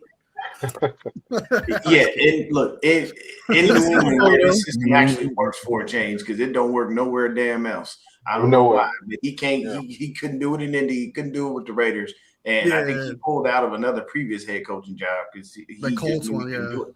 But I'll say this: I think him with the Raiders is going to be great if you get the proper defensive coordinator, and you can get you. Honestly, I'm not gonna lie to you. I would say, well, look. Okay, I was saying wherever Saleh went, he should have grabbed Mike McDaniel. That's what I would have been doing. If I was Saleh, I'd have been calling Mike. I'd have been, hey, look, come on with me. Because you have to think about that. If you put Saleh and you put Mike McDaniel together, that's a serious 1-2 punch. How about went to the Chargers? I mean, McDaniel went to the Chargers. He went to the Chargers. I'm gonna tell you. I think he was on the phone with him as soon as they fired him. Let me say this about the Chargers too. The Chargers had the same issue that the Niners do, bro. Consistent injuries year in and year out. The only issue with the Chargers is it's always their O-line. We have it everywhere. It don't matter who it is, what position it is. Hell, you could be the towel boy and tear your ACL on our team. That's just how bad it is. But with the Chargers, their O-line is always the place that they get injured. I don't know why. Which brings us to our topic du jour here. I call it Substation Zero. Gentlemen, this has legs. Joe Rogan's talking about it. A lot of people are talking about it. That substation is messing up my ball players. That's the long and short of. Nobody could tell me anything else. I said, was it the diets? Is it the stretching? Is it something? They said it's something in the air. Those low modulation sub-frequency electromagnetic field over there near Levi's, that big old substation is putting out too many amps, and it's tearing the collagen and some of the breaking down the ligaments and the giving weakness to tendons, and our stuff's 6 times the rate of the average injury report for the NFL. Something is wrong. Something's amiss. Wait a minute, hold on. Tara, don't making my eye twitch, dude. No, you serious, right? It's a real. No, this is a real report that people have come out with. Yes, people have tried to find evidence to give this legs. Let me say this, and this is exactly how I feel about this. Since Kyle Shanahan and John Lynch have been here, we have been one of the most injured teams in the top 10, at least top 5 that are alive. In injuries every year. And you know why that is? Because they don't know how to hire a proper training staff. It ain't got nothing to do with no electrical substation and all that crap. It's the fact that they suck at hiring training staff. The people in place right now do hockey. What in the hell does hockey have to do with football? Not a damn thing. Okay? Like they don't know how to hire the proper training staff to keep these players healthy. I don't think this has any real legs. I've heard the situation. I've seen all the evidence. To me, I don't think that makes any difference. I feel like it's 2 things. One, they can't hire a training staff to save their life since they've been here. Everybody would agree with that. And 2, stop drafting injury-prone players. When you know they got an injury history, maybe that should be a red flag. Maybe you should listen to your scouts when they told your dumb ass not to draft Solomon Thomas and you did it anyway. Maybe you should listen to your scouts when they tell you. Though. You said what? That was because of talent, not injury prone, though. Talent? Injury prone. Yeah. What talent? They draft. It was lack of talent that made lack him of talent for them. Well, no. I wasn't correlating it to that. I was just throwing that in, because it's just it don't make no sense. Yeah, no. Yeah, no. It literally is just a situation where they do not know how to hire proper training staff to keep these guys healthy. It has been the most annoying thing since we've been, since we've even been at Levi's for that matter. But it just doesn't make sense. But to me, I don't know. I give up on this electrical substation. I just think that it's incompetency between John and Kyle of not understanding how to hire the proper people to keep these people healthy. There are teams that go through years where they don't have, injuries this crazy. You're going to have little banged up stuff here and there and whatnot. No, Pearsall was injured in college. Do your homework, Callie. Yes, he was. He got injured. I think he got injured one time. That was at the end of the year, right? In the shoulder injury. But what I'm saying is a lot of our draft picks have injury history. Look, okay, I'll give you Kinlaw. Kinlaw did. Yeah. Oh no, I give you one thing right now. I don't know why he's still here, and I wish they'd get him gone. Yetur Gross-Matos. That man spent more time on the sidelines than he do on the field. I'm tired. Hey, I wanted that guy to work out so bad. Plays, tear his knee up, and then he ain't playing for 6 weeks. That's stupid. So I can't. 49ers Red Zone says I got hurt at the stadium. So I want to add on top of what Dion had to say here, because I do agree. I think the subject, everyone knows this. I think it's so come on, dude. Chase Senior, I hate you for even pushing this out there. I blame Chase Senior, by the way. Man, he made a compelling argument. Okay, so without thinking it's ridiculous and just being serious about it, I will take this seriously if you told me that the people, because yes, the athletes are getting injured, but what about the employees? Because there's employees around that area too, and I promise you, there's employees around that area that work out, that push their body, that do all those things. Are they tearing their ACLs? Are they tearing their Achilles? Are they doing all those things? Or is it just players? If it's just players, then no. They don't play football though, Wolfie. I mean, you're still running. you're still making cuts. You're still like I bet you there's rock climbers. I bet you there's sprinters. I bet you there's all those things. And if you have soft tissue problems, you're gonna tear something. That means there's more than just because it's not just football. Like you just run and suddenly you tear your ACL. Mm-hmm. Right. So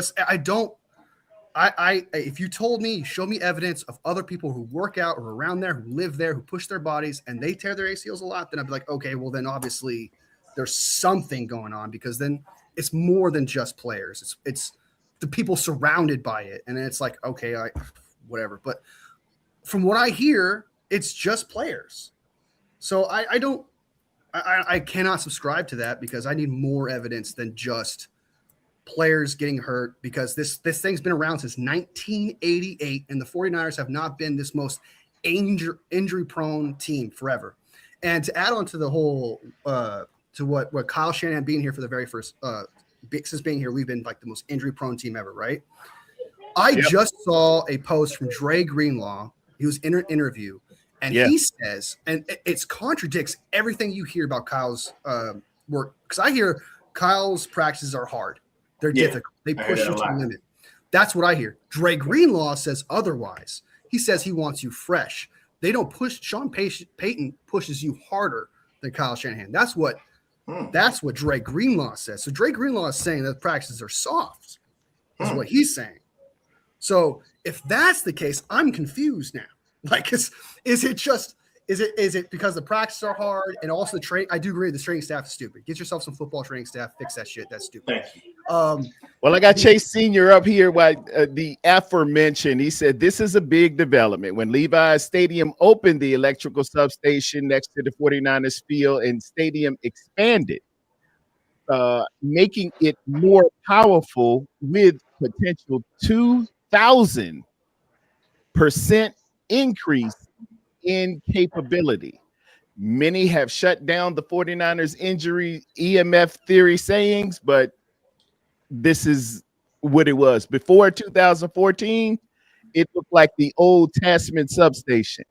After that, it increased its capacity by 2,000%, and it's now that bigger substation now. So all I'm saying is something needs to be looked into. A study needs to be done. And why isn't the NFL Player Association, that union, down there stomping down somebody's guts? You're paying those dues and you're giving that money to the NFL Players Association. If this was happening at any other workplace, the union should have been out there and they should have had OSHA involved. That's what I'm saying. Studies need to be done. Something's wrong.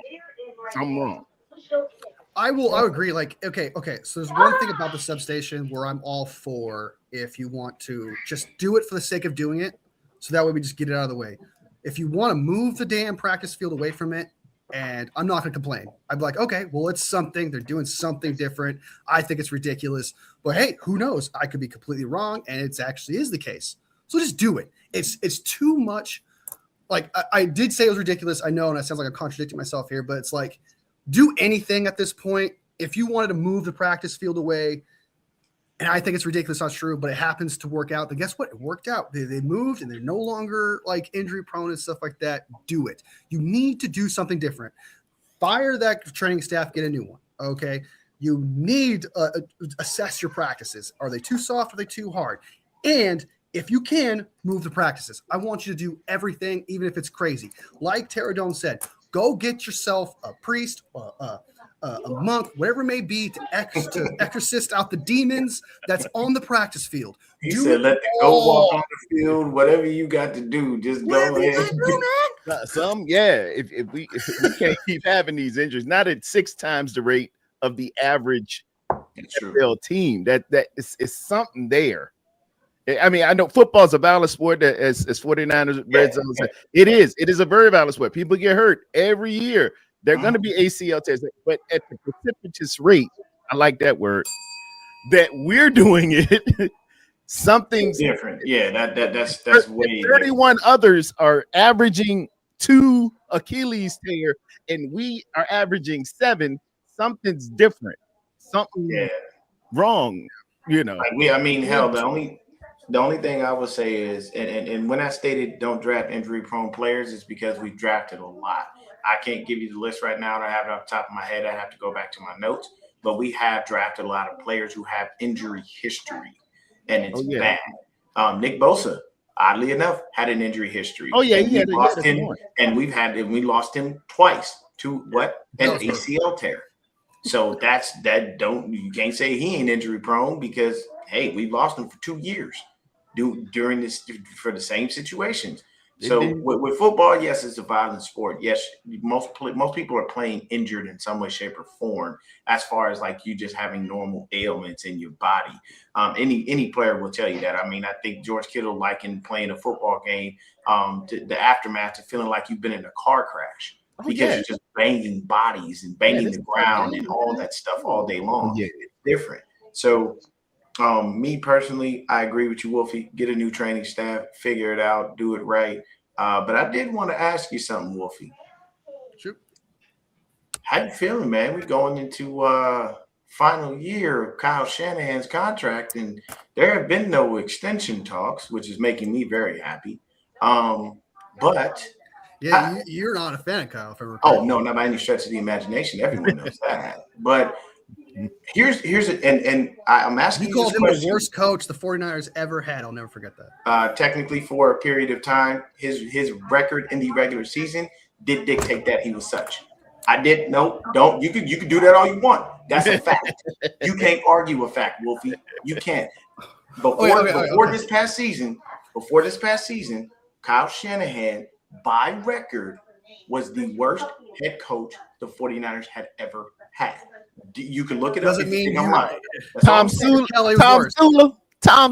man. No. Kelly was worse. Listen to me.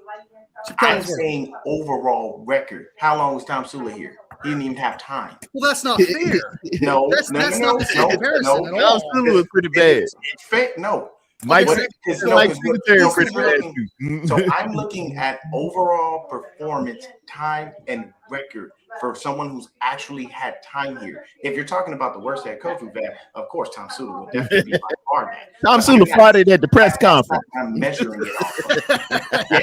I'm not measuring it off of me just saying this dude was just garbage. I'm measuring it off of you actually being here for a period of time and having the opportunity to say, I've been here for a long period of time. This is my record. By his record, that was the case.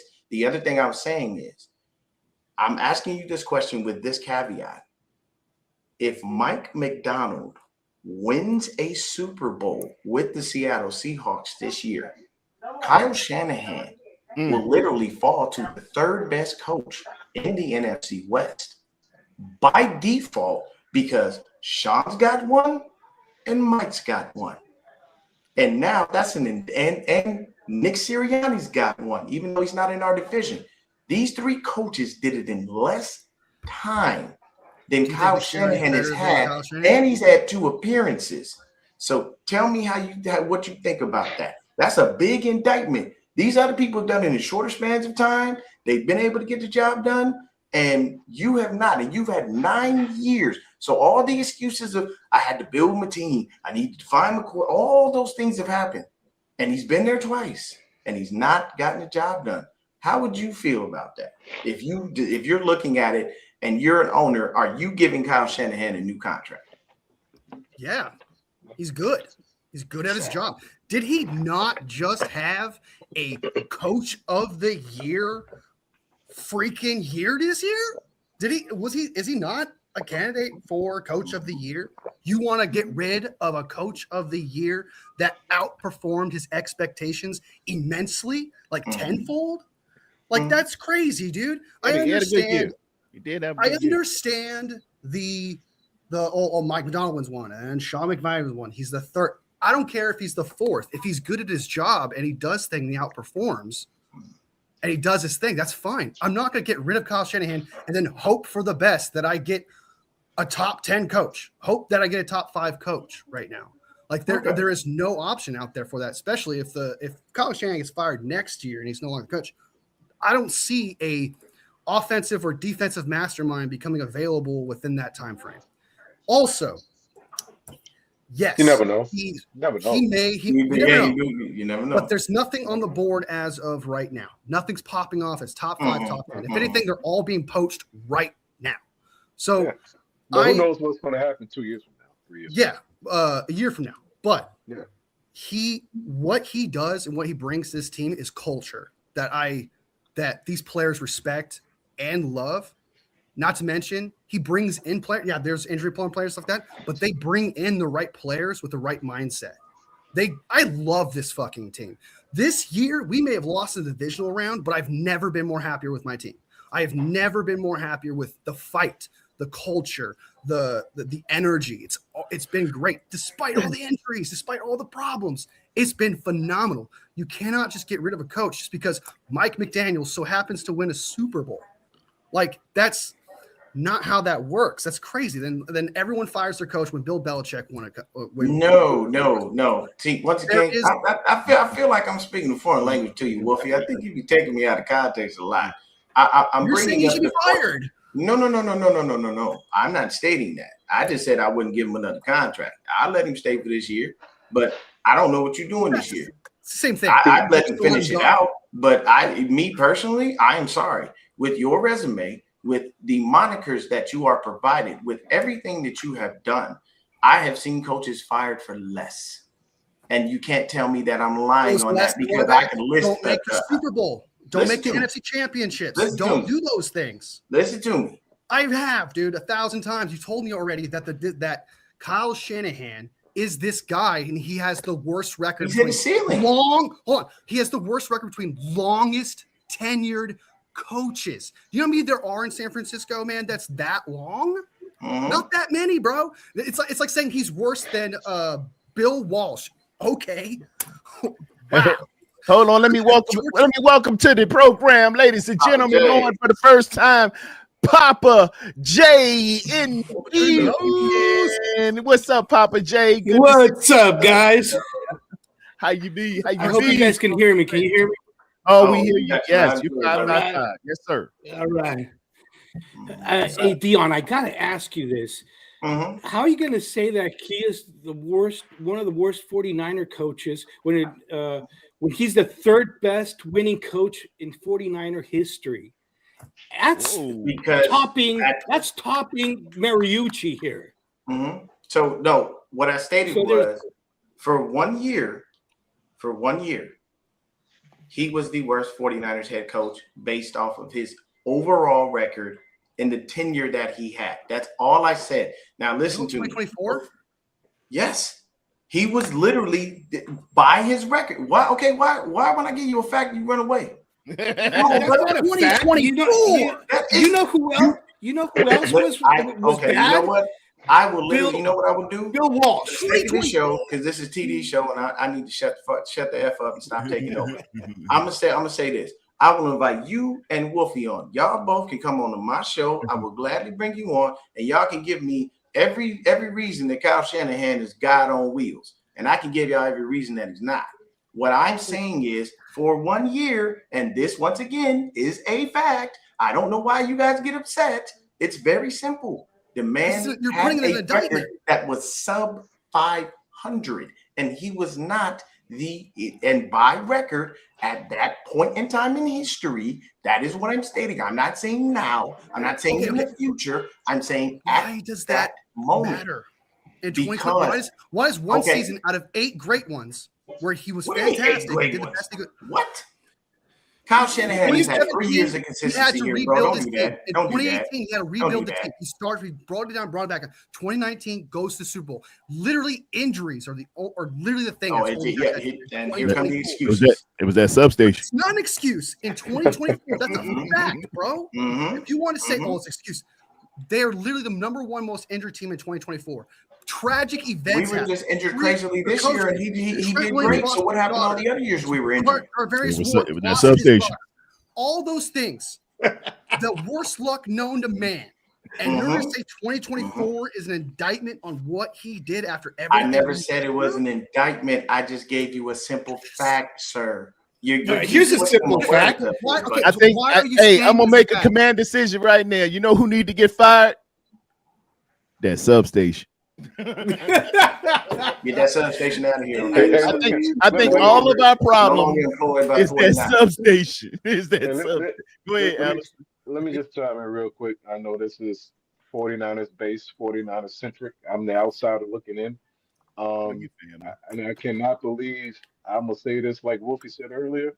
I agree with Wolfie for the first time in life. Oh, I hold on. don't. I gotta put an air horn up. And It's it's a pig playing. Hey man, Whoa! we got more snow than most ice than snow outside. So yeah, some things are going on that parallel, paranormal activity going on. But I will say this: I don't think Kyle's going anywhere. I see, if anything, an off season of an extension coming. He did a masterful job this year. I had my personal issues with Kyle and Mike, from their days here in DC.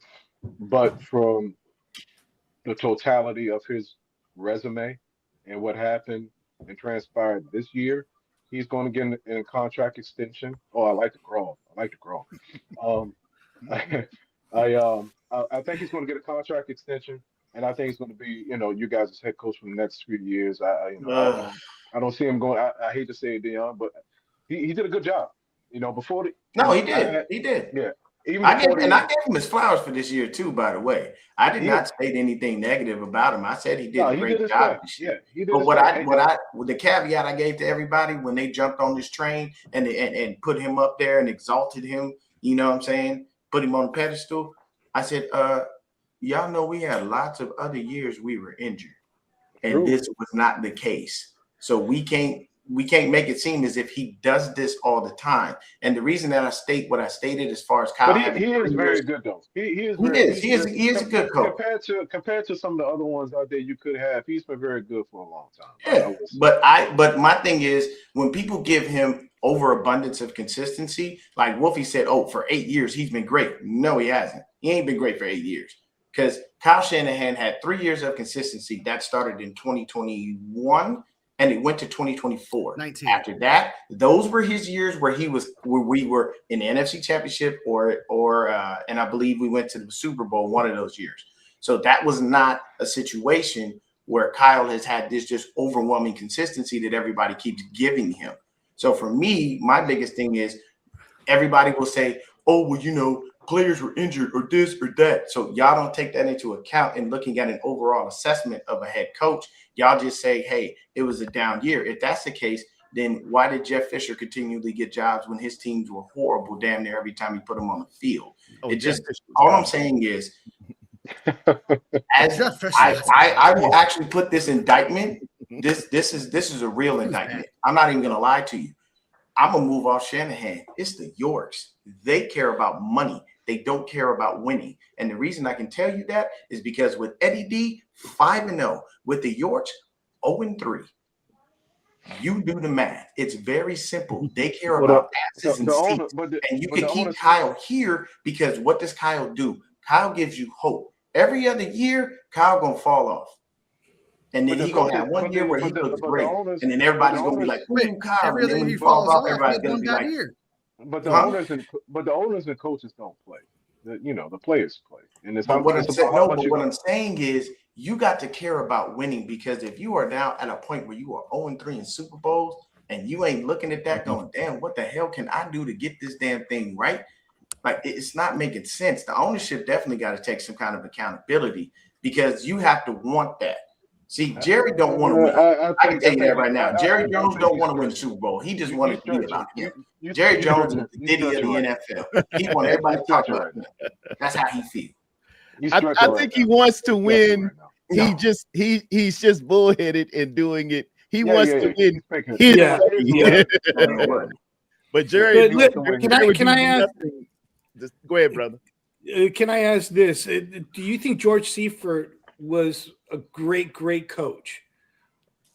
He wasn't great, but he was good. He was pretty good. He was the most winning coach in 49er history over Bill Walsh. Wow. 2 Super Bowls. Yes. He had 2 Super Bowls, but one as a head coach. Mm-hmm. One as a head coach out of the 12 years he was there, he only won 1 Super Bowl. And he only No, he won 2. He won 2. No, I thought he only won. Yeah, you're right. As a He won head coach. He won that one. We beat the dog crap out of them boys down in Louisiana, 55-10. I was at the daggone. I was betting Sweet D. I ain't gonna say his name on the air, but you remember who I bet him $50. We beat him by 35, and we beat him by 45. I remember Seifert was the head coach on that one. Mm-hmm. Did you get interest on that? So, like, since it was 45, did you get like extra money? Did you get some? Hey man, I beat you by. You got to throw in a couple dollars. Man, that was the largest Super Bowl victory margin. I think it still stands. I think it still stands. Yeah. The ball ain't hit the ground the whole night, Allison. We couldn't. I was young, but I remember that night, and it was over early. Well, I was drinking old English 800 back then. Gee, woo, you took it back, bro. You know about that 08 Papa J? I was there. I remember that. I was flowing that night, boy. Couldn't miss. Question for the panel, and I'm gonna shift and navigate away from the Shanahan talk for a minute, but Mr. Mendoza coming out of Indiana, is he the number? I'm guessing Wolfie loves the guy. That's Mendoza, bro. He's crazy about some Mendoza. He's good. Bro. He's good. Sorry, what's your question? What's your question? Sorry, go ahead. I was just. Hey, that's your guy. That's your guy. And we differ on draft picks for sure, but I think at his apex, he will be a better Jared Goff. Am I wrong? That's my question. No, I like that. I'll say this. The last time, and TD, I don't know if you know this or not, the last time the Raiders had a Latin quarterback, he was pretty damn good. I can't remember that dude's name, but I think he won the Super Bowl too. I can't remember his name. They had Plunkett. Well, they had a Latin head coach. That's who it was. There we go. It wasn't the player, it was a head coach. Plunkett, right. Plunkett was more Native American featured guy. And they had Jeff Garcia too for a little while. So that's true. Jeff Garcia. Look, Jeff Garcia, by all accounts, Jeff Garcia went to the Raiders. Latin due to his Latin name. Jeff Garcia. He going number one. He's going number one. He's going number one. Raiders fans love him, bro. He's going number one for sure. I just don't know if this was the 24 draft, he would be the 6th or 7th best quarterback in that draft. That's all I'm saying. And so in the 24 draft, with Jaden Daniels and Bo Nix and all those guys that came out, what was that, 24? 20. Yeah, I know what you're talking about, though. I know what draft. Yeah, 24. You're right. 24 draft, 24 season. He would go behind Penix. He would go behind all those quarterbacks in that draft. He had a really good year. I don't know about Penix and Bo Nix or JJ McCarthy. He had a really good year, man. He's a good quarterback. I just don't know if this is me. I think the best player in the country, or who I would take. I don't know if I take him one, but the guy that I think is Bain. Ruben Bain. He's got the name, the talent. Ruben is my dude, man. It's all about the youth. There's a kid he'll go very, very high. He'll probably be number 2.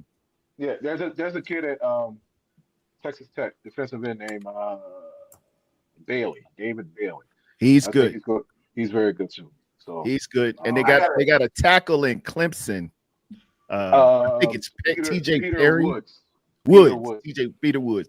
Yeah, I got a question for Wolfie and for Papa J and you too, Ellison. You're on the outside looking in, but you hang with us Niners enough to start understanding the team. Who would you go with in the first round for the 49ers? I really do want to know where you would go because I want to see where everybody's head is at as far as what we need to address, because we got a lot of holes.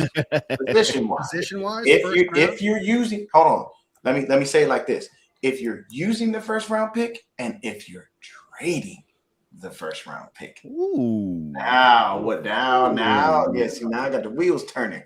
Now I need to know. Go ahead, Papa J. What if you were picking? Who would you take? If you were trading, who would you trade that number 1 pick for to bring in and help us be better? And to be clarified, what pick do we have? We're 27. We're in the 20s. Yeah, we Yeah, back we're in there. the 20s somewhere. That's 27th. all. Yeah, we in the 20s. So 27th then. Man, we are so depleted in a lot of positions because of age. I really would like to get an offensive lineman, but considering that there are a lot of offensive linemen in this draft, I'm going to have to go with a wide receiver, a fast wide receiver that can get open. That's one thing that's going to help out our running game is getting that wide receiving room a little more hefty, faster. Is going to help out our running game. Is going to help out our defense staying off the field. But close second would be offensive lineman. But yeah, I would go with a wide receiver. Okay. Oh no, hold on. Papa J, if you were trading that number 1 pick, who would be the player you're going to go out and give that pick up for and say, look, I know this guy's a difference maker. He's coming to our team. Oh, trade for a player? For a player? Mm-hmm. Are you talking about? Oh. All right. Say we I thought you meant trade back in the draft. We don't necessarily do very well with number 1 picks. Our history with this regime is not necessarily the best.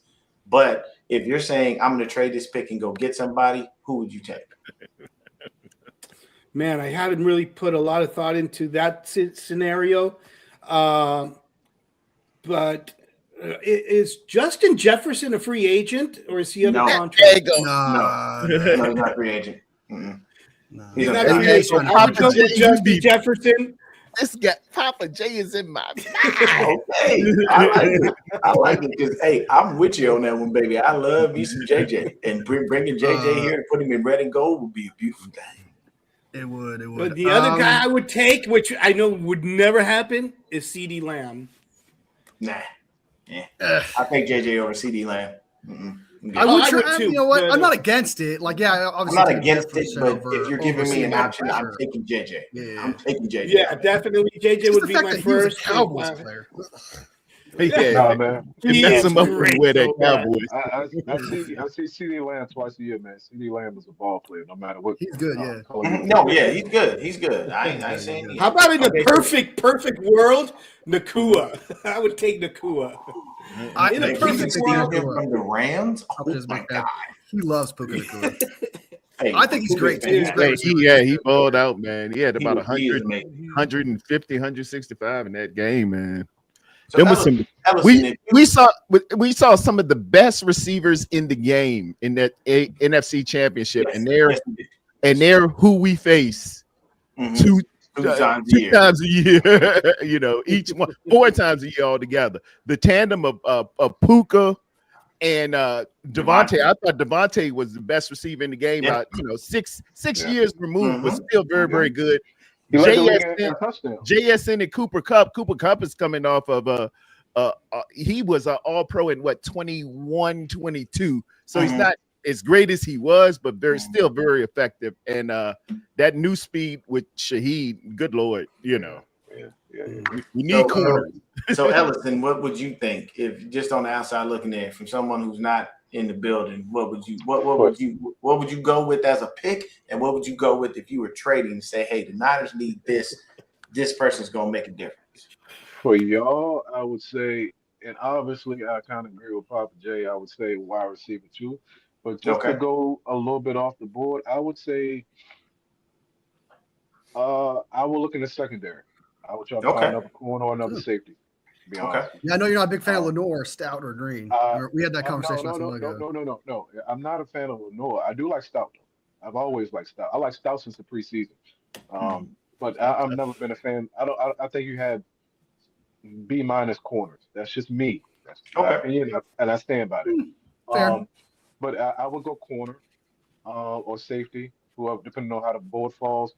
But if I was to trade for someone, I don't even think it would take a first-round pick. I would maybe trade a third and see if I can get Brian Thomas doing that out of Jacksonville. I like that.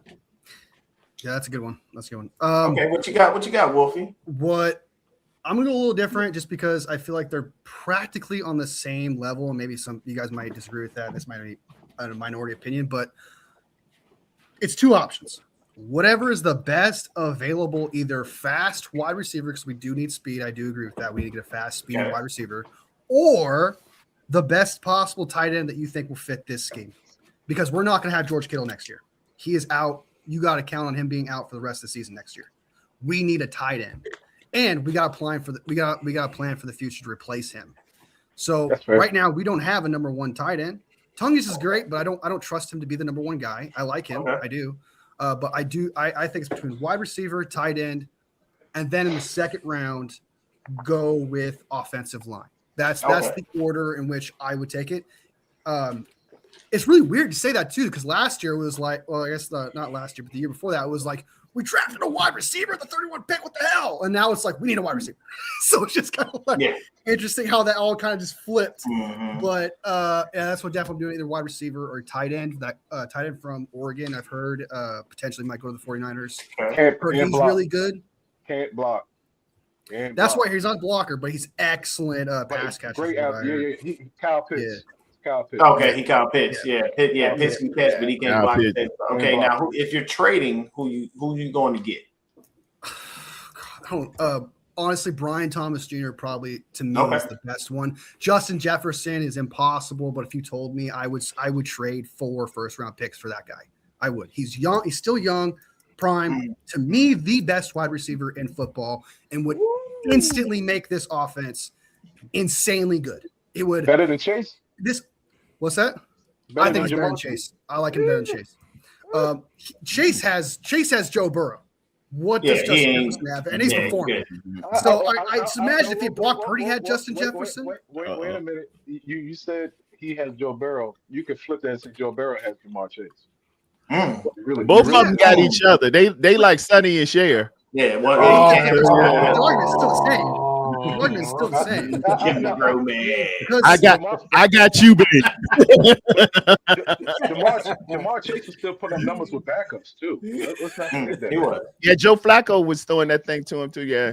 He just kept throwing him the ball and stuff like that. But Justin Jefferson, throughout his whole entire career, has had nothing but mediocre quarterbacks at best. But he's been in that O'Connell system too for a little bit of time now, and that's helped him out too. Yeah, but then like you got. Well, it's not like his O'Connell's quarterback is a quarterback guru guy. He's not a wide receiver guru guy.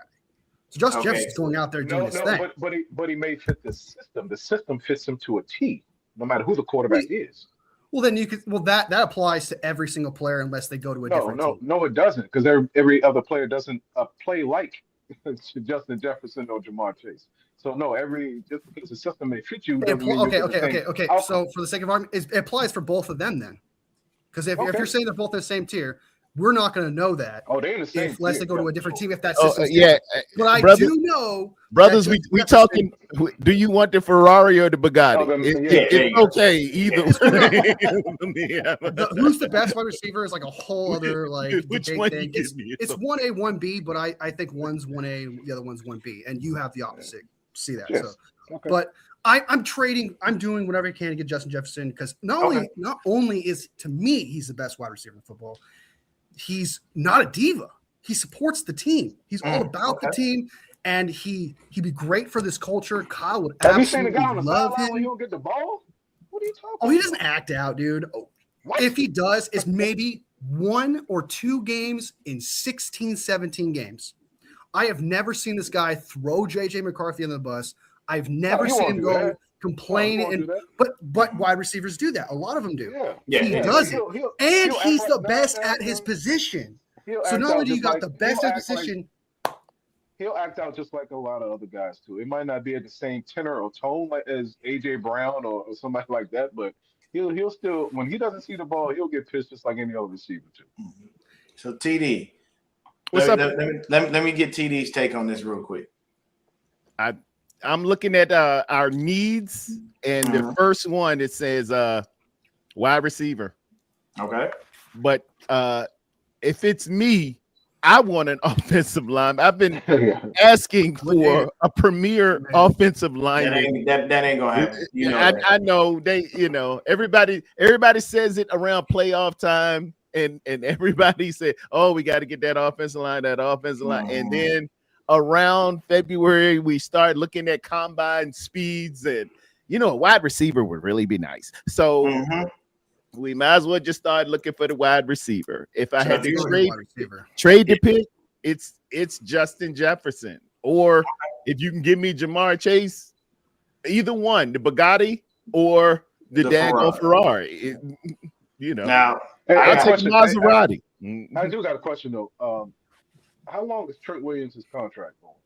This last year. I think this is the last year. Coming up is the last year. Okay. Yeah, you got to find a replacement. Yeah, we got. So here's this. This is my take on all this, and I actually want you to find at 425 PNW. Can you put his comment up? 425 BMW. Need a running. You ain't agree with that. Let me explain something to you. This team don't need this regime drafting any more running backs. Yeah, I was gonna say just get. They do not work out. This is probably the only time Wolfie gonna agree with me. They don't work out. I can go down every list of every running back that we have drafted since Kyle and John have gotten here. All failures. Horrible. One of them. And that's horrible. Now, listen, I know what he would know. I already know where you're going, Wolfie. You're gonna say Elijah Mitchell. That's what you was gonna do. Jeff Wilson too as well. No, we didn't draft Jeff Wilson. We didn't draft Jeff Wilson. Picked him up though. No, Jordan Mason was pretty good for y'all. Jordan Mason didn't draft him. Jordan Mason's an undrafted free agent. Yep. I mean, you brought him in. Yeah, we brought him in, but what Dion said, when we go drafted and draft a running back, it ain't nothing good. Seldon, who else was the sorry? We had the dude from Utah quit on us. Literally quit on us. We went in college and we still drafted him because Kyle was pounding the table for him and he quit on us in the league. Man, I mean, Glenn Coffey left football to go be a pastor. I ain't knocking that, but so this is what I would say real quick. For me personally, we don't need to ever draft another running back as long as Kyle and John are here. Just don't do it. It's a waste of time. We do better with UDFAs. That's just my take on that. Just bring one. Don't waste the pick. Yeah, don't waste the pick. If you're talking about first round pick and you're talking about like second and third, no. I'm saying in general when we drafted a running back ever. Yeah. It's always. We're hoping that with Jordan James will become something. But we're hoping, but that's all we got is hope. But what I'll say is this.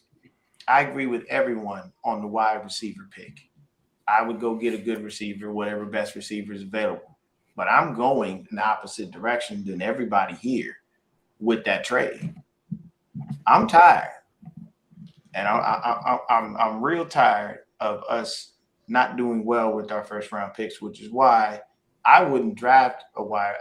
If I had the option to draft, I'd go wide receiver. But if it's me, I'm trading the pick, and I'm going out, and I'm getting my other book in. Damn it, I'm going to the Raiders and getting Max Crosby.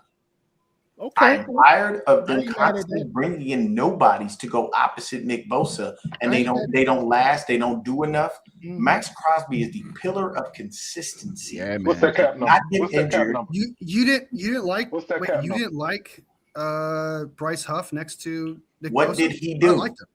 What did he do? Bosa got hurt, bro. He did good. He was getting sacks. He was making plays until. How many sacks did Bryce Huff have on the year, sir? See, I think he had like 3 or 4. Dion Huff.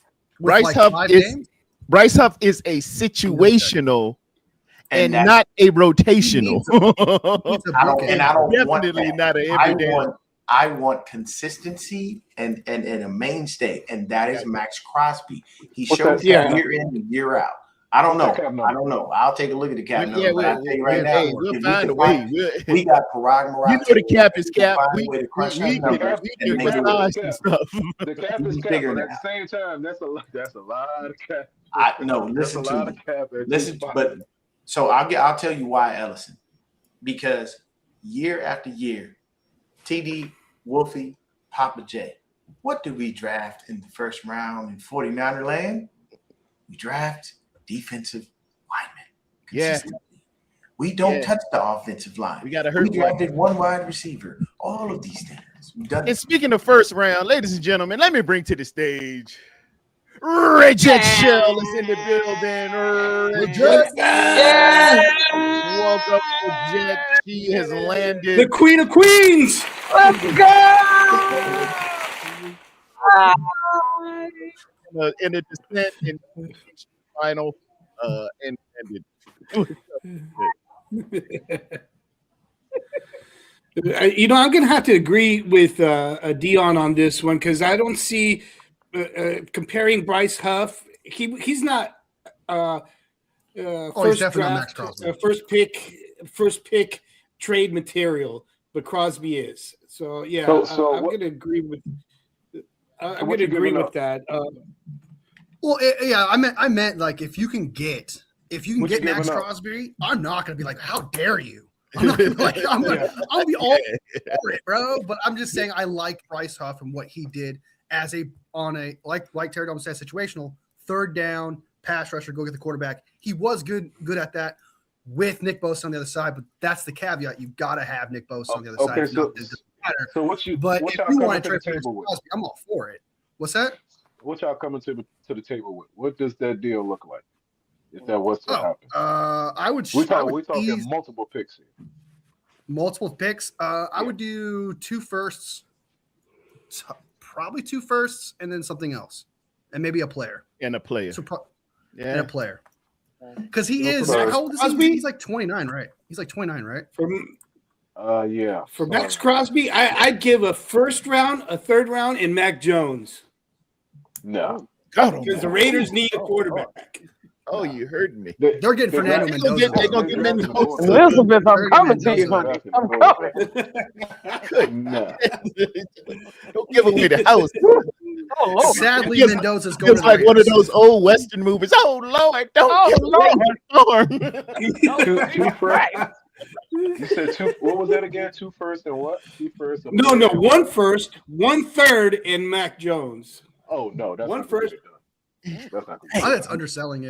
That's. I wouldn't trade Mac Jones though. I would not trade him at all because we need that backup quarterback, and he can win us. Games. So, the Raiders need a quarterback too. For nothing less than a first.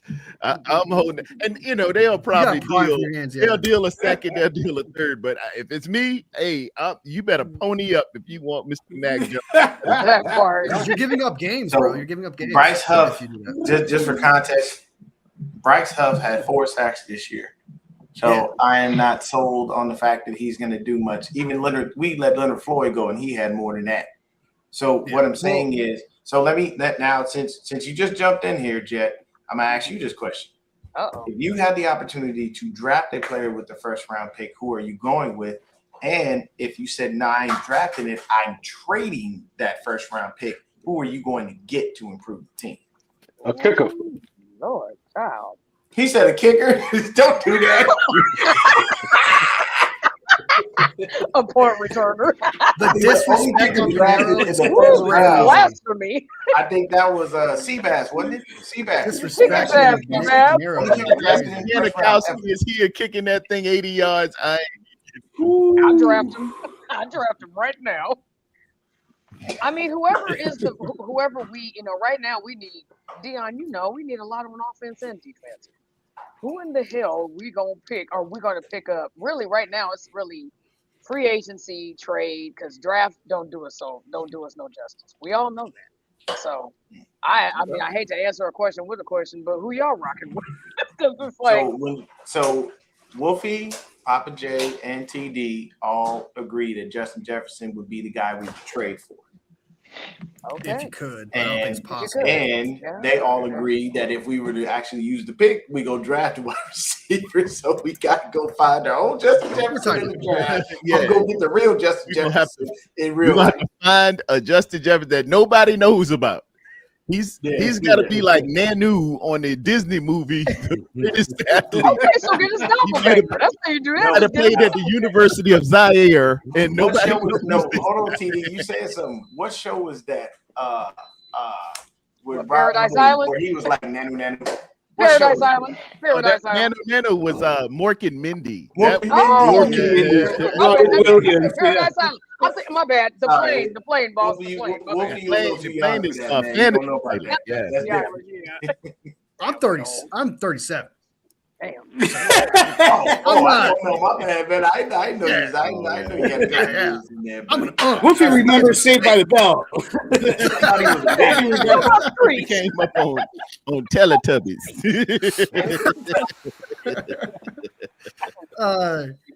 I want to ask this though, like, because I'm surprised none of you guys said this, because I feel like I was in a minority with this opinion, but none of you guys said Jordan Addison. But I have an opinion on it. I don't want it. What do you think of Jordan Addison? I think he's a little flaky, and I don't think he all together there. He's all there, yeah. If I'm trading for a wide receiver, I need him to have consistency and to be that guy. I will tell you this. This is what I would say. Say we go out and we go get Justin Jefferson. Oh no. I would say re-sign Juwan Jennings as your number 2 and make Ricky Pearsall go to the slot. That's just me. I throw Pearsall in the slot because I think he'd be better. I say trade Ricky Pearsall for somebody else. I knew that was coming. That convertible Saab don't run. I buddy. told you. What did I say? I knew the Saab was coming. I knew it. Broke for me. It don't start in the winter, and the repairs are too expensive. Hey, I get on out of here. I'll trade him for a Camry. Hey, for real? He'd be a Yugo. Remember those TD? Yugo? Yeah, you go where you want to go. You go. What did you say, Wilson? Hey, but for real, I know, and I kind of agree with Dion saying, you want to trade for a receiver with experience and stuff like that. I get it, but at the same time, if you can trade for somebody like Brian Thomas, somebody young with upside who hasn't fully reached their potential yet and just has to be in the right situation with the right coordinator or the right quarterback with the right situation around him, that could be a positive too. So it doesn't necessarily have to be an already tailor-made guy. It could be a young guy that you don't have to pay your arm and a leg for.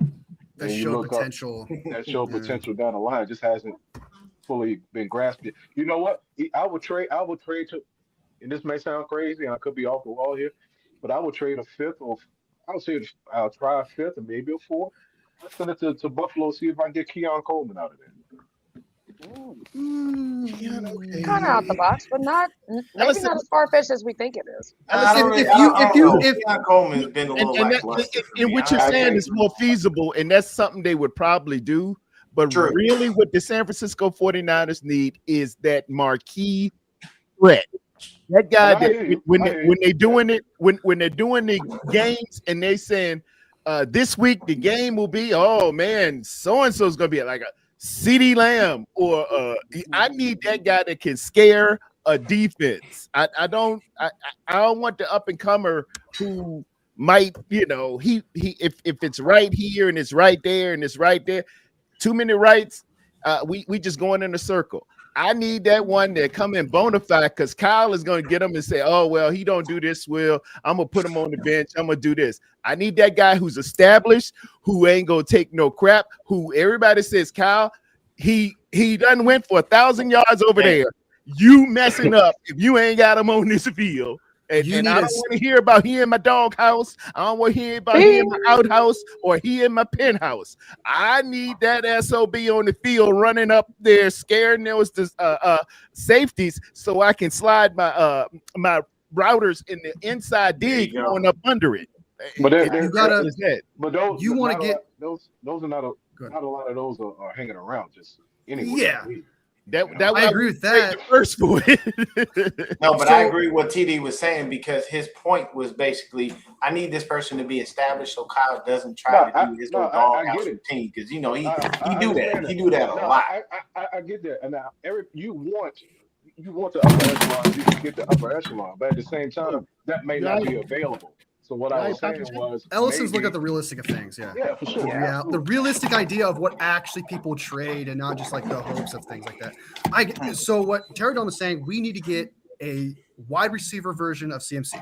Or I think I said that backwards, but you guys get what I mean. We need an established player that Kyle Shanahan loves just as much as CMC, and will use him to his fullest potential, because we all know that Kyle just loves using CMC like as if all know like he gets off on 400 it. touchdowns this year. So we need a CMC. wide receiver that's CMC, but a wide receiver is what Terry. I totally agree with that, but I do agree with Ellison in that like that option is it's Say that so again. far out there. Say that again.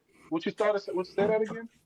You were right. I agree with you Thank in the you. fact that the Oh, realistic oh. aspect of It things. just happened. We're Wolfie having is quite the there- show Wolfie today. is giving it up. He told me I was right. I got the Jalen Ramsey thing When I'm right. wrong, I'm wrong. When Well, I'm wrong, he- I'm wrong. And You no and like that expects to stay. Where my music at? If we go out and get Keon Coleman, Woo. it has to be a promise that you are not guaranteed a number one wide receiver spot. The Why would you? expectation is it. But that's what I'm saying. Like, I need you to approach this like as if it's like a Demarcus Robinson situation. Demarcus Robinson had the DUI. He was in trouble. We didn't expect him to be a number one wide receiver. That was not the thing. That was not the expectation. Same thing with Keon Coleman.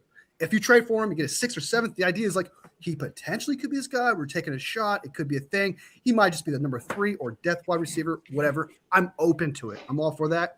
But Brian Thomas Jr., though, if we can trade a 3rd for him, I would be ecstatic. Yeah, That's that's more realistic. That's That's more realistic. I can see That is more realistic. Because I know that he's not a CMC version of wide receiver, but he's still got that potential. And again, you can't guarantee him the number 1 spot. It's like a draft almost. And one thing he does have more than a lot of other guys, he does have size. He's not as big as AJ Brown, but he has that physicality as an AJ Brown. So And did he run a 4.3? he's man. I know check. they were putting him out there during the deadline. And so if I'm y'all, I would check into something like that. I don't know if 4.33 speed. Brian Thomas Jr. has 4.33 speed. Like he was one of the top rookies in the league last year, and all of a sudden, you have a playoff team this year, and his numbers were down. So why is that? Yeah, new coordinator just doesn't fit the scheme. Maybe so. Yeah. Probably. So. Well, Ellison, we face you guys this year. That's gonna be fun. I know. We come to Santa Clara this year. Yeah, you're coming out, so yeah, come on out and see us. Can't wait Well, to finally meet you. I got to get up out of here. All I do want to say is, I'd rather have the Patriots win because I don't need not an NFC West. We agree. On my damn field at all. Period. I do not want none of that. I still don't know who I want to win. I don't. Look like this. Let me say this. And everybody here can notice, and Jet, you can even understand this. I can. When you go against somebody several times a year, it's like playing high school ball or college ball. Your rival, UCLA, USC, SC Notre Dame, whatever the case may be. If you get to go to their house and finish the job. Let me explain something to you. If I'm a Seattle Seahawk, I will be running my mouth to no end when I see you in Santa Clara. I will remind you of where I celebrated, how I celebrated, and what I did in your state. I won the Super Bowl. I'm all in. I am Dennis Rodman in you. I am in your brain. So for me, as a player, if I'm the Niners, I am a Patriots fan this weekend.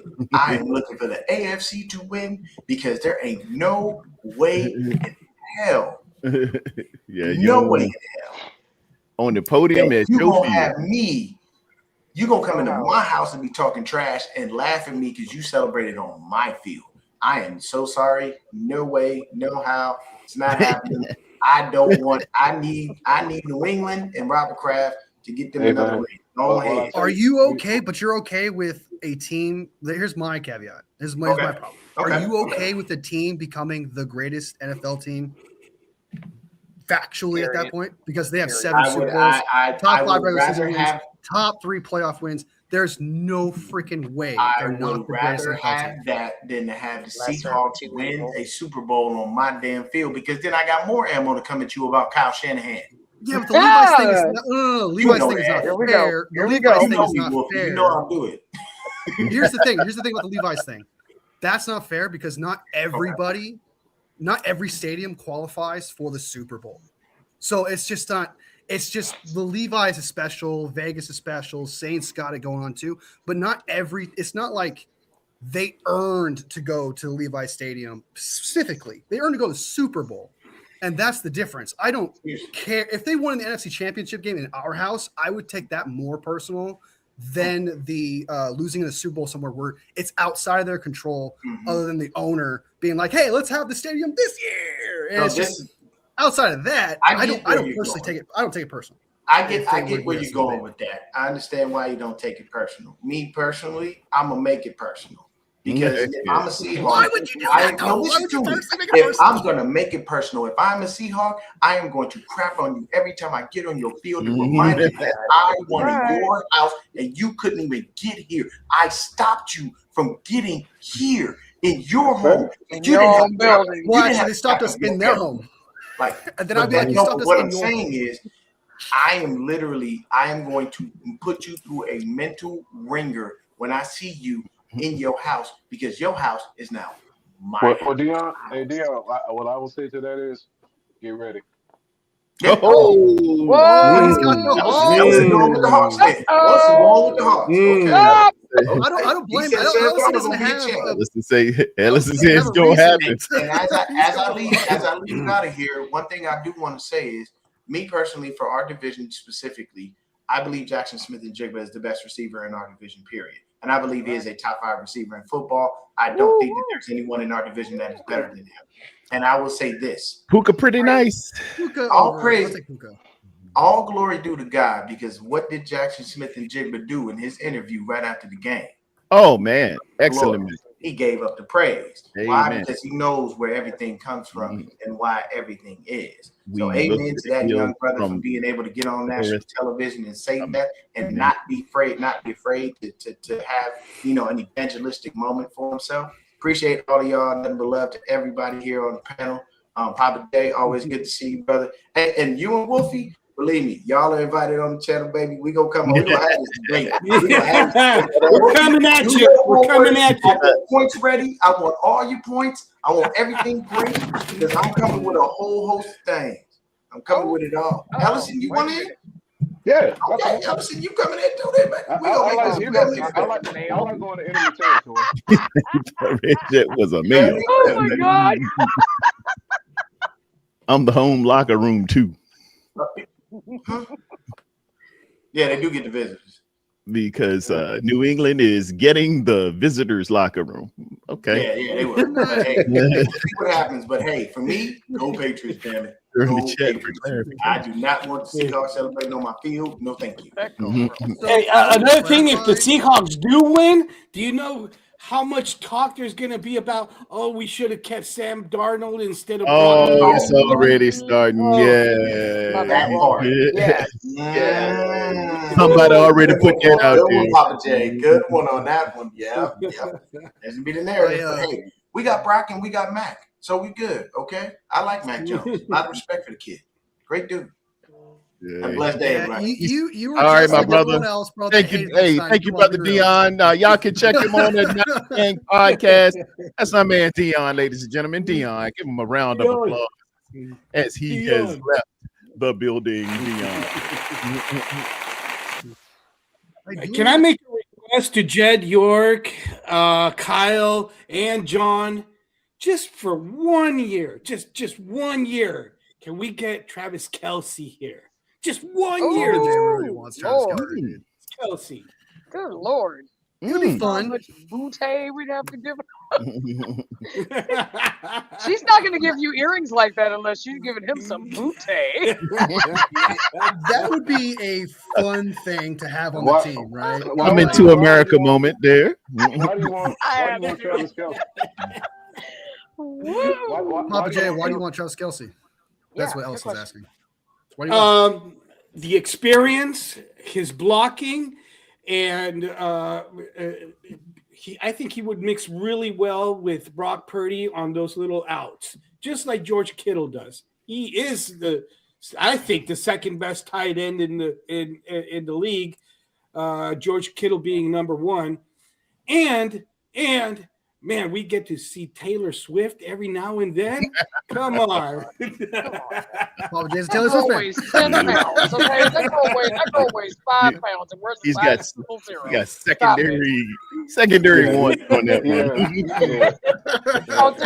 We would have the finest players' wives room in NFL too. It would be up there. It would have to be.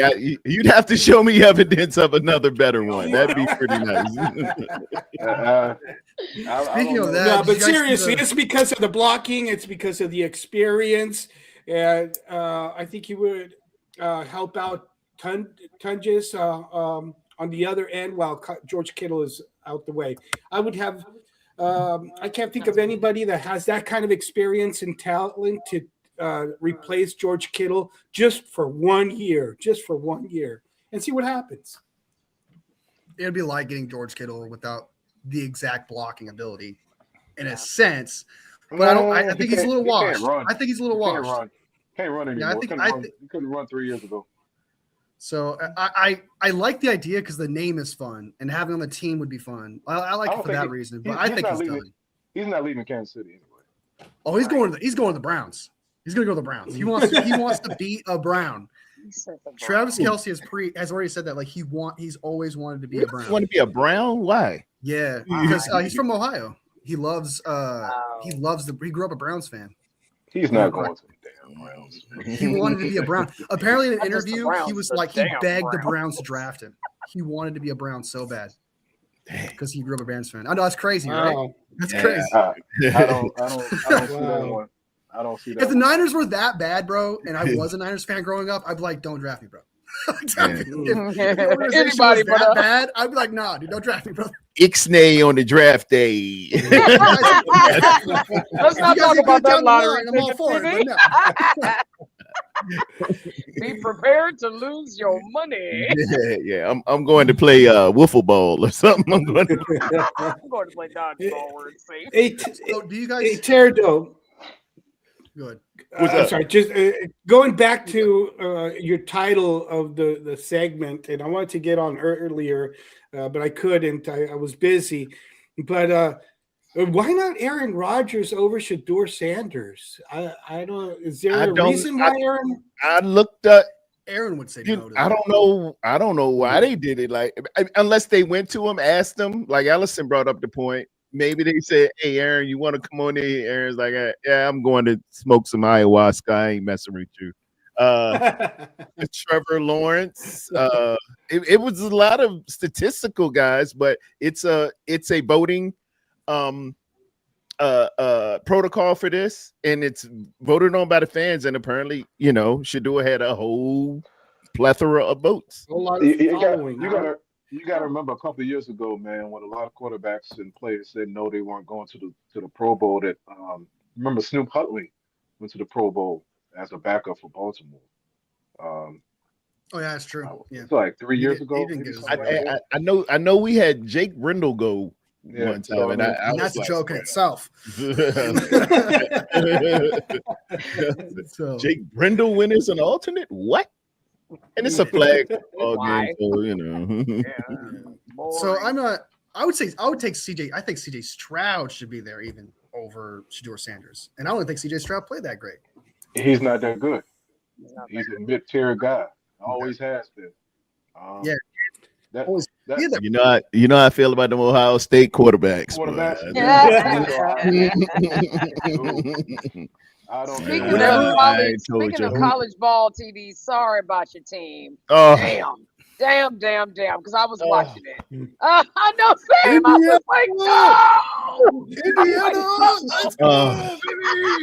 Fernando Mendoza! And it came down just like with the Seahawks in a special teams blunt. Yeah. They didn't block that kick, and they got that was them 7 points right there, man.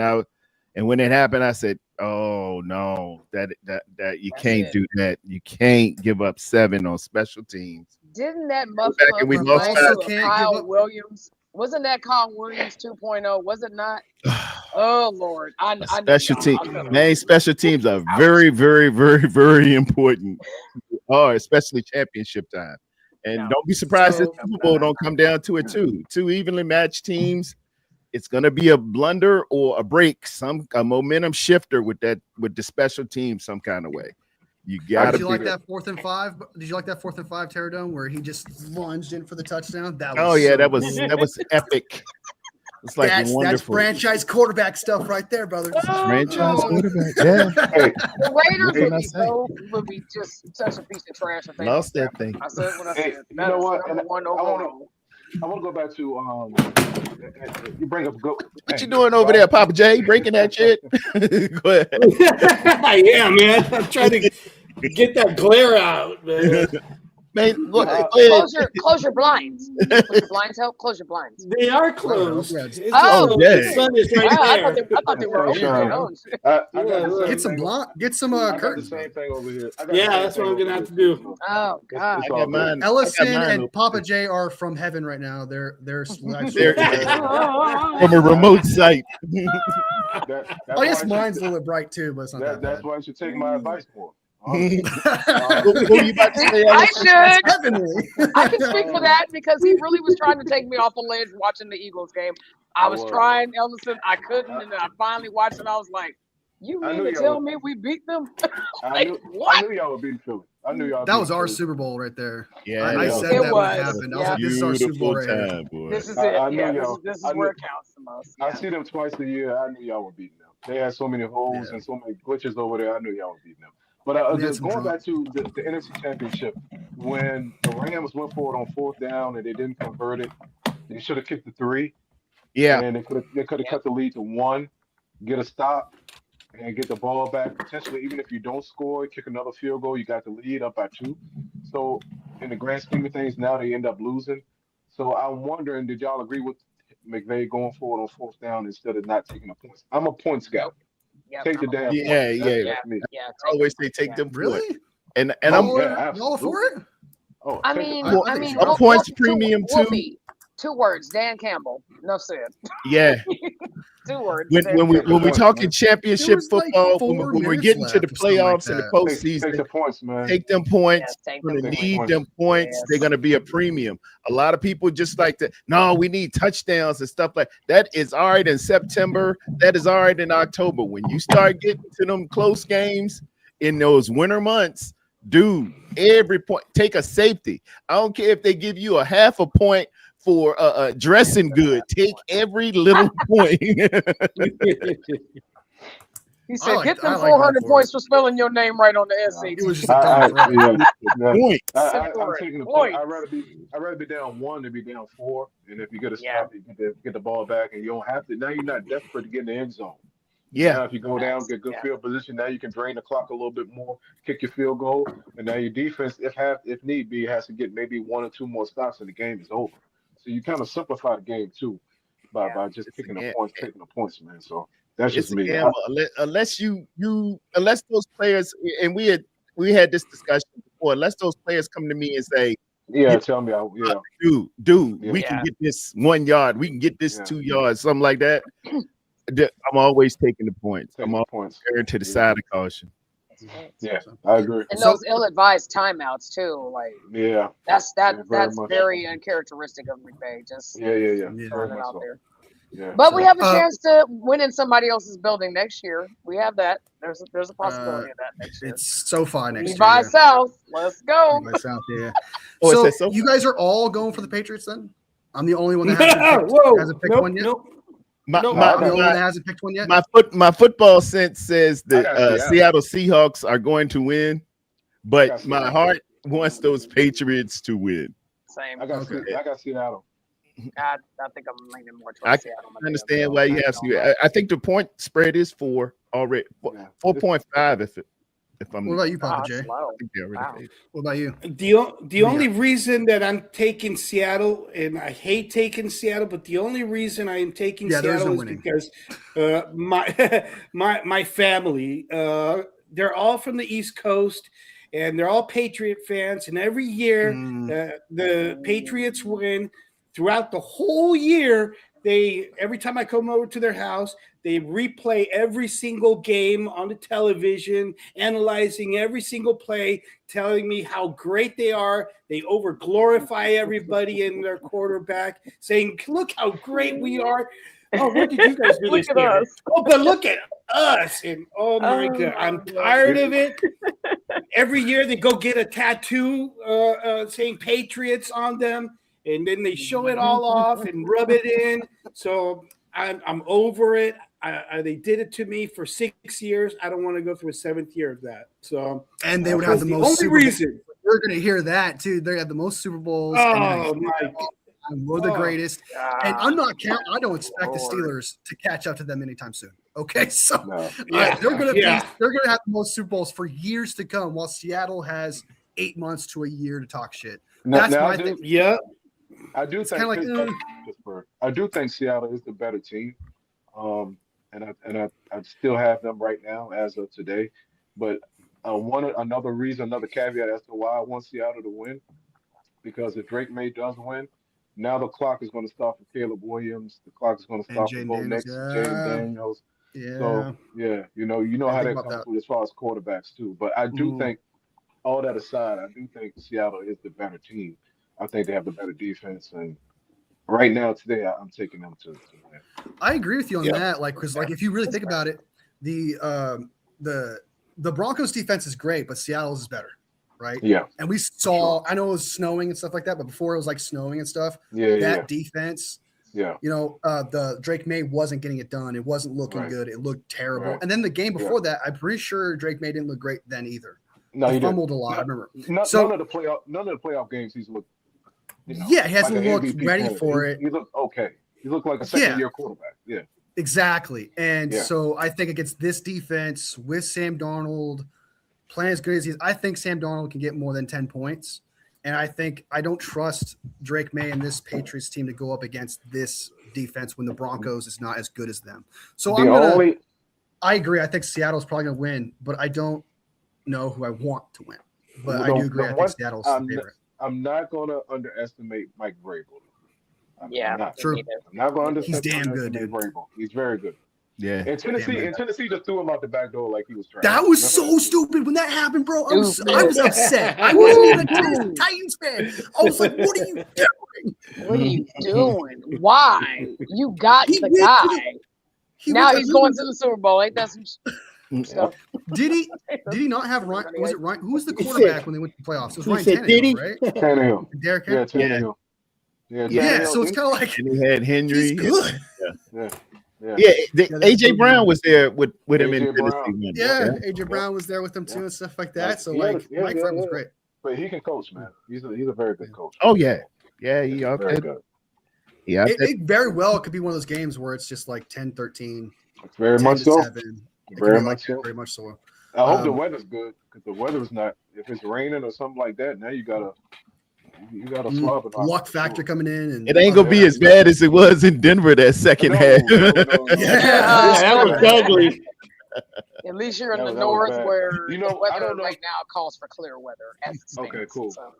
Because I don't know which one was bad. The game, the AFC Championship game, or the Rams-Eagles playoff game from last year. Remember how it was clear early, but all of a sudden the second half it snowed too in that game? Yeah.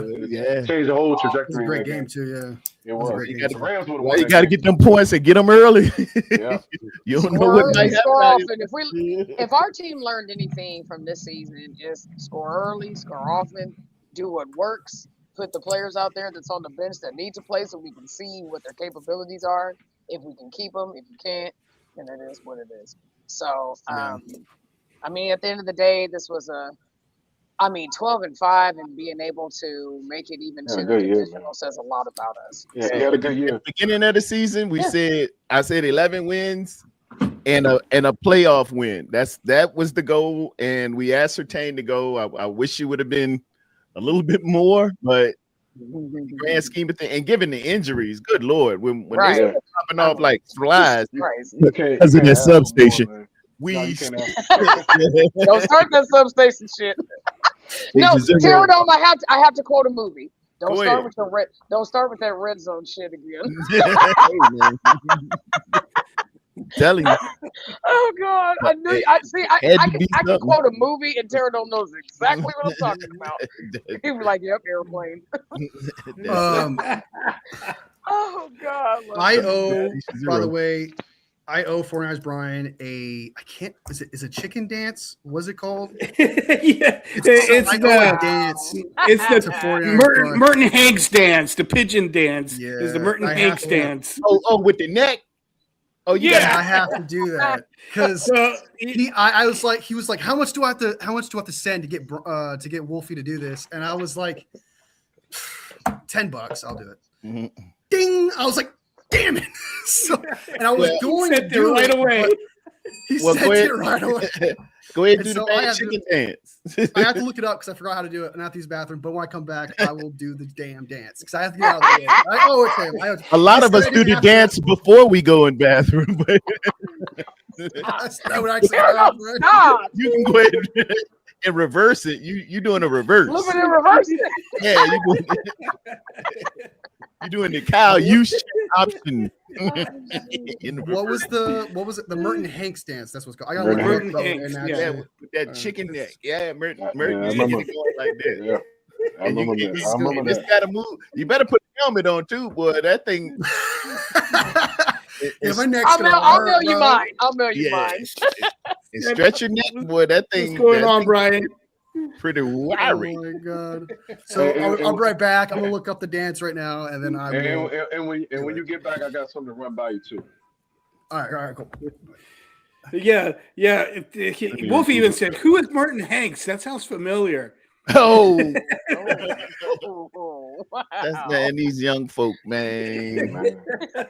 I was talking to a guy at work one day. I knew I was old when I said, "Yeah, man, I'm for Thanksgiving, I'm gonna be like Nino Brown. I'm giving away Thanksgiving turkeys." He said, "Who is Nino Brown?" Nino Brown. Yeah, you old. I said, "You never saw New Jack City?" Nope. What's that? What's that? Kooky, man. Well, hell, you ain't you ain't gonna be here long. Can I say something about that substation theory? Go ahead, man. Yeah, the Substation Zero show. I used to drive by there since 1997. I used to drive by their facility every morning, and I look at that facility and say, "Man, that's where the 49ers play." And then I drive back from work to my house, and man, that's where the 49ers play. And they never had that kind of injuries until three things happened. In 2013, that's when they started drafting and picking up guys that were injury prone. Okay. And that's when that statistic started. In 2017, when Kyle Shanahan came in, and this is a mixture of things because it's that and Kyle Shanahan's this callous building theory that you guys have been talking about, that you got to practice hurt because that's how you're going to play. You're going to play hurt. So during the offseason, during training camp, he had all his players that were getting hurt or getting sore and everything else. They practice through it because that's the way NFL is. So you got to build that callus. And number three, I'm trying to flip it so we get Wolfie doing the. Oh, I'll finish. After you. Go ahead, Wolfie. I'm trying to give him the top billing here, but I can't. I'm just gonna have to go 4 square. We're gonna have to go 4 corners or 5 corners on there. All right, Wolfie, go ahead, kick it. Let's see your Merton. Oh Lord! All right. Oh Lord, have mercy. This is the Merton Hanks, ladies and gentlemen. Off his bet. He's Did he get about to do it, ladies and gentlemen. Should we give an introduction of Merton Hanks with the interception? Merton Hanks. Ready? The crowd goes wild. Picks it off. Oh. Yeah.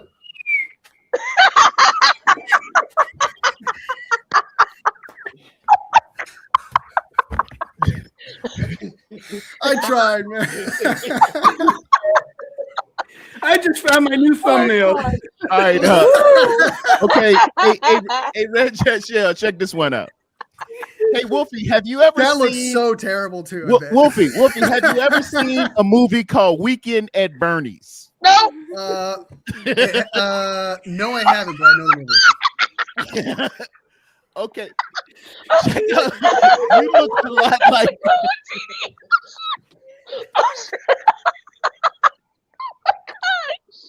This man said Weekend at Bernie's. He looked a lot like Bernie. It was actually a dance called Bernie. Wait, can I do it? It was like a. Yes, he does that. He does the arm thing and he does the neck thing. That shit hurts, bro. My neck hurts now, right here. He looked like Weekend at Bernie's out this show. Oh, dude, my neck hurts too, bro. Weekend at Bernie's. You look more. I'm gonna put up what Burton Hanks did, and then we're gonna do Weekend at Bernie's. Y'all see, which one was he closer to? Bernie. Bernie's. I don't need to see it. I don't need to see it. Oh my god. My dancing is the widest thing in the world. Hold I on. knew I wasn't gonna nail it. At least he admitted it. I have to give him that. He did admit it. All right, this is Merton Hanks.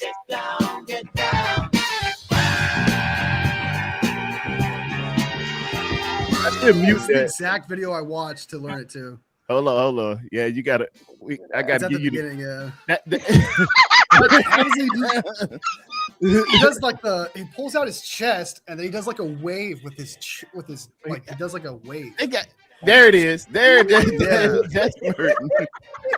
Okay, that's Merton. My back hurts too, bro. I told you to stretch.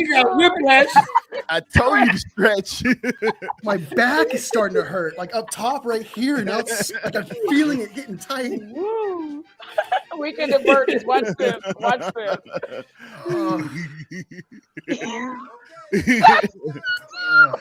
What Bernie at? Where Bernie at? Ow. There it is. That's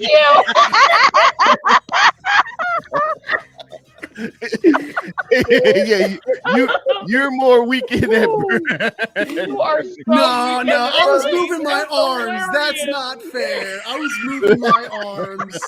No, I was moving my arms. That's not fair, bro. Oh god. Hilarious. Yeah, That is the funniest shit I've ever seen. I moved my arms. I did the thing. That's yeah, not you did. But it was more like But I will admit, the bending back thing, I was trying to do this, but it was so hard to move my arms while trying to do the wave. I just couldn't do it. oh god. That was the I funniest told you better shit. stretch that neck. You gonna do the Merton Hanks, man. Merton Hanks had a different neck. It was like it was jerking. Like Yeah. It's getting. I want you guys right now. It's getting worse. This shit is hurting now. I know. Hey, put some liniment on it or something. Put a little Ben Gay on it. icy hot. No. Hold on. Put some Vicks on it.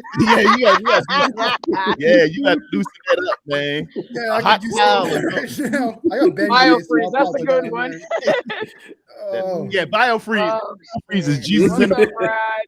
Yeah, you keep that biofreeze. God, Hey, Lord. question. Now my for the elbow panel. hurts. What? Go ahead. Yeah, I can tell. We can tell you're not very athletic. At all. Oh, that's not fair. I was a corner. That's not cool, bro. I was super athletic. He was left corner of the bench right there. All right. But Wolfie, you know what though? Now you see how I feel when they roast me. Now you see how you get I'm the all whole for it. It's funny. shit. It's funny. I'm all for it. It's funny. It's funny. Shit. I get it. It's Oh funny. god, I live Question for the shifting back to football real quick. Question for the panel: did y'all think that Sean McDermott being fired in Buffalo was the right decision? No. Man, the Buffalo folks was hurting. I was on with our girlfriends on in football with Beth and Coach Desi. I hope y'all got a chance to check that out. We talked about injuries and stuff like that. And Beth, she's a physical therapist, big Buffalo fan, and she was pretty hurt. She said Buffalo Nation was pretty hurt. It cost McDermott out because it was kind of an emotional thing right after the loss. They just dude, he had his decision made. You're out of here, and he won't even hear nothing about it. I think after he calmed down for a week, he might have looked back and said, "Dude, whoa," Yeah. For me, I actually thought it was the right decision. Okay. It's not that Buffalo. Put it to you like this, and I know I'm a basketball nut, so you see this in the NBA a lot. It's not that the coach is bad, but you just need a new voice in that locker room. And he's been there 9 years, and I think he could only do but so much. I thought he was coaching for his job basically all year. I thought he had to get to at least the AFC Championship game to even attempt to save his job. He had a pretty good win percentage up there, though, man. He did. He did. He just kept running. Man, sometimes you run up on a Michael Jordan or Phil Mickelson used to run up on a Tiger Woods. Dude, you just happen to be there with Mahomes and But at the grand scheme of things, how many years? I guess me saying this, I don't know how long we want to continue to go with not getting over the hump when I think I can get somebody in here who can get us over the hump. Now, will that happen? I don't know. But I thought it was time. I thought it was the right decision. Yeah. That's just me. I always thought Buffalo was going to become open if they lost anywhere in the playoffs. I thought they had to get at least to the AFC Championship game for him to save his job. I thought that all year. Yeah, and it was a lot of pressure on Josh Allen too, man. They said Mahomes ain't there and Lamar won't there this year. You're supposed to be that guy now. Yeah, it was your time. If not ours, definitely yours. Yeah, if not ours. That was unwanted pressure, though. I didn't see that as pressure. I mean, given the whole landscape of, you don't have Burrow, you don't have Mahomes, you don't have Lamar, okay, fine and dandy, but it's still 52 other guys. It's 11 on 11. It's not 1-on-1. So just to say, you got to go and you got to do it because these guys are not here individually, that's a lot to ask. So I don't look at things like that. It is. It's tremendously ass. But this is just how things are. This is it is. Unfortunately. That's how they do it. Yeah, unfortunately. No, it's not the right way to do it, but that's how they do it. That was the question you wanted to ask? I think I thought I was the only one that thought letting them go was the right thing. Yeah, I mean, I don't think it's if the owner came out and kind of made it worse with what he had to say and the reasons why they had to move off from him. Horrible press conference. One of the worst owners press conferences you will ever want to hear. Yeah, that was pretty bad. That was bad. Yeah. So his reasoning, even I can see where you're saying I have to move on, get a different voice. It's over. It's it's run its course and stuff like that. I totally agree with that. But when that owner came out and said this is the reasons why we fired him, I was like, okay, well then that's stupid. That was it was because of the Denver game. Then it wasn't because of the Denver game. Then it was because of this reason. He just kept contradicting himself, cutting off the guy saying, "Oh, it's because of a bad call." Well, if it's because of a bad call, then it's not his fault. Then why did this game matter? You firing why did this game matter? Yeah, what's the point? Then the cherry on top was that you could, if you go get rid of people, you can get rid of both of them at the same time. But then the cherry on top was the coaching staff wanted to draft Keon Coleman. What Keon Coleman got to do with anything going on? That's what I was saying. What the hell did that come from? What's love got to do with it? He was just grass. No one brought it up, dude. He brought it up. He was like, well, you know how Keon Coleman's ass, right? Well, it wasn't his fault. It was the coaching staff. It's like, what the fuck? But I catch it straight. Imagine being at the conference what the hell? What the hell? I'm just standing here. But I fully agree. Is this thing on? But I fully agree. If you can fire people, you might as well give it to the GM and the owner and not keep one over the other. It's like, if you go clean the house, go and get rid of both of them and start fresh at both positions. But just like you see in New York. Go ahead. Brandon Beane has drafted one great player, and that's Josh Allen. Maybe others, I can't really think of on top of my head, but for the most part, he's done a terrible job, if you ask me. He's nailed the quarterback and he's nailed the coach. He's been okay. I don't think at best. Okay. And I think you can find someone better, or if your head coach is good and the players love him and they respect him because they were upset when he got fired. Yeah. You know, but yet it's the GM is just okay, not building around Josh Allen properly. Like, why isn't that guy fired? It doesn't make any sense. Just because he wanted Keon Coleman over someone else. That's crazy. Totally agree. Yeah, that's totally. Like, you see that with the Giants too. It's like, why are you still keeping Joe Schoen here to select his third coach? Like, this doesn't make any sense. That's the worst one. That's the worst one. That is the worst. Like, what he literally asked his kids, what do you want? Ellison can't stand that dude. We used to watch that in season at HBO Hard Knocks, and Ellison said, "What? Man, that man need to be fired." He doesn't know what he's doing in his player's day, man. Go back and watch that Hard Knocks. He doesn't know. Oh, dude. It was when they let Saquon go. You know, that was fireable to itself. They let Saquon go. It was that one, and the owner was coming down and talking to him, man. Mara was coming down. He was like, are we sure we really want to do this? Let Saquon go? Is that really? He's yeah, we can't get him. It's okay. The owner is basically telling you, you need to keep him. You need to keep this guy. Yeah. I don't want to tell you how to do your job, but I'm telling you how to do his job. Yeah. Anshul, get in here, brother. Damn. Where's Anshul at? Anshul's right on the bottom, man. He's here. He wants to. Yeah, he wants part Come of the on panel. in, join us, Anshul. Join us, right? Jump on in, Anshul. I left the link in the chat. Anshul told me that he's going for the Seahawks. He did tell me that. He does think that Brock Purdy's trash and we should trade him immediately. Jeez. Okay. Keep him down there. Yeah, Anshul. I'm kidding. I'm just.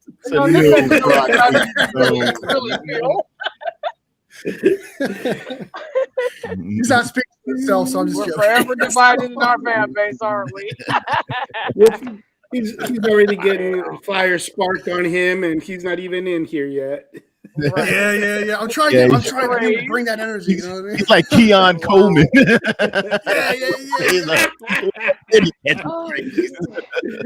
He wants to trade for Keon Coleman and be number one wide receiver. That's what he wants.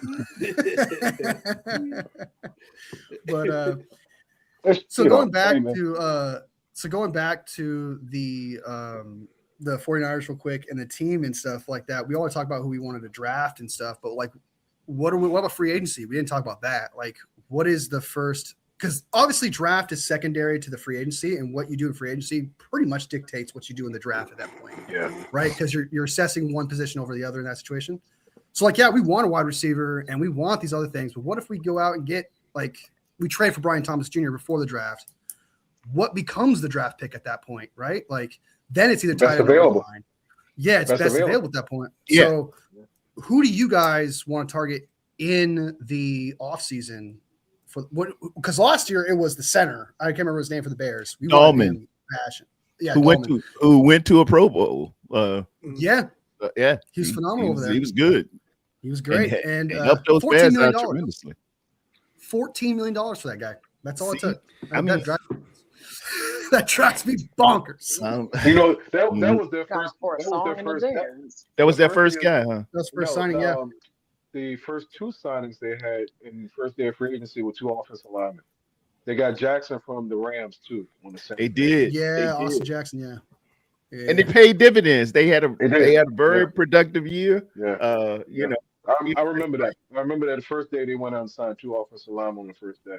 And we just sat on our hands and looked like a window.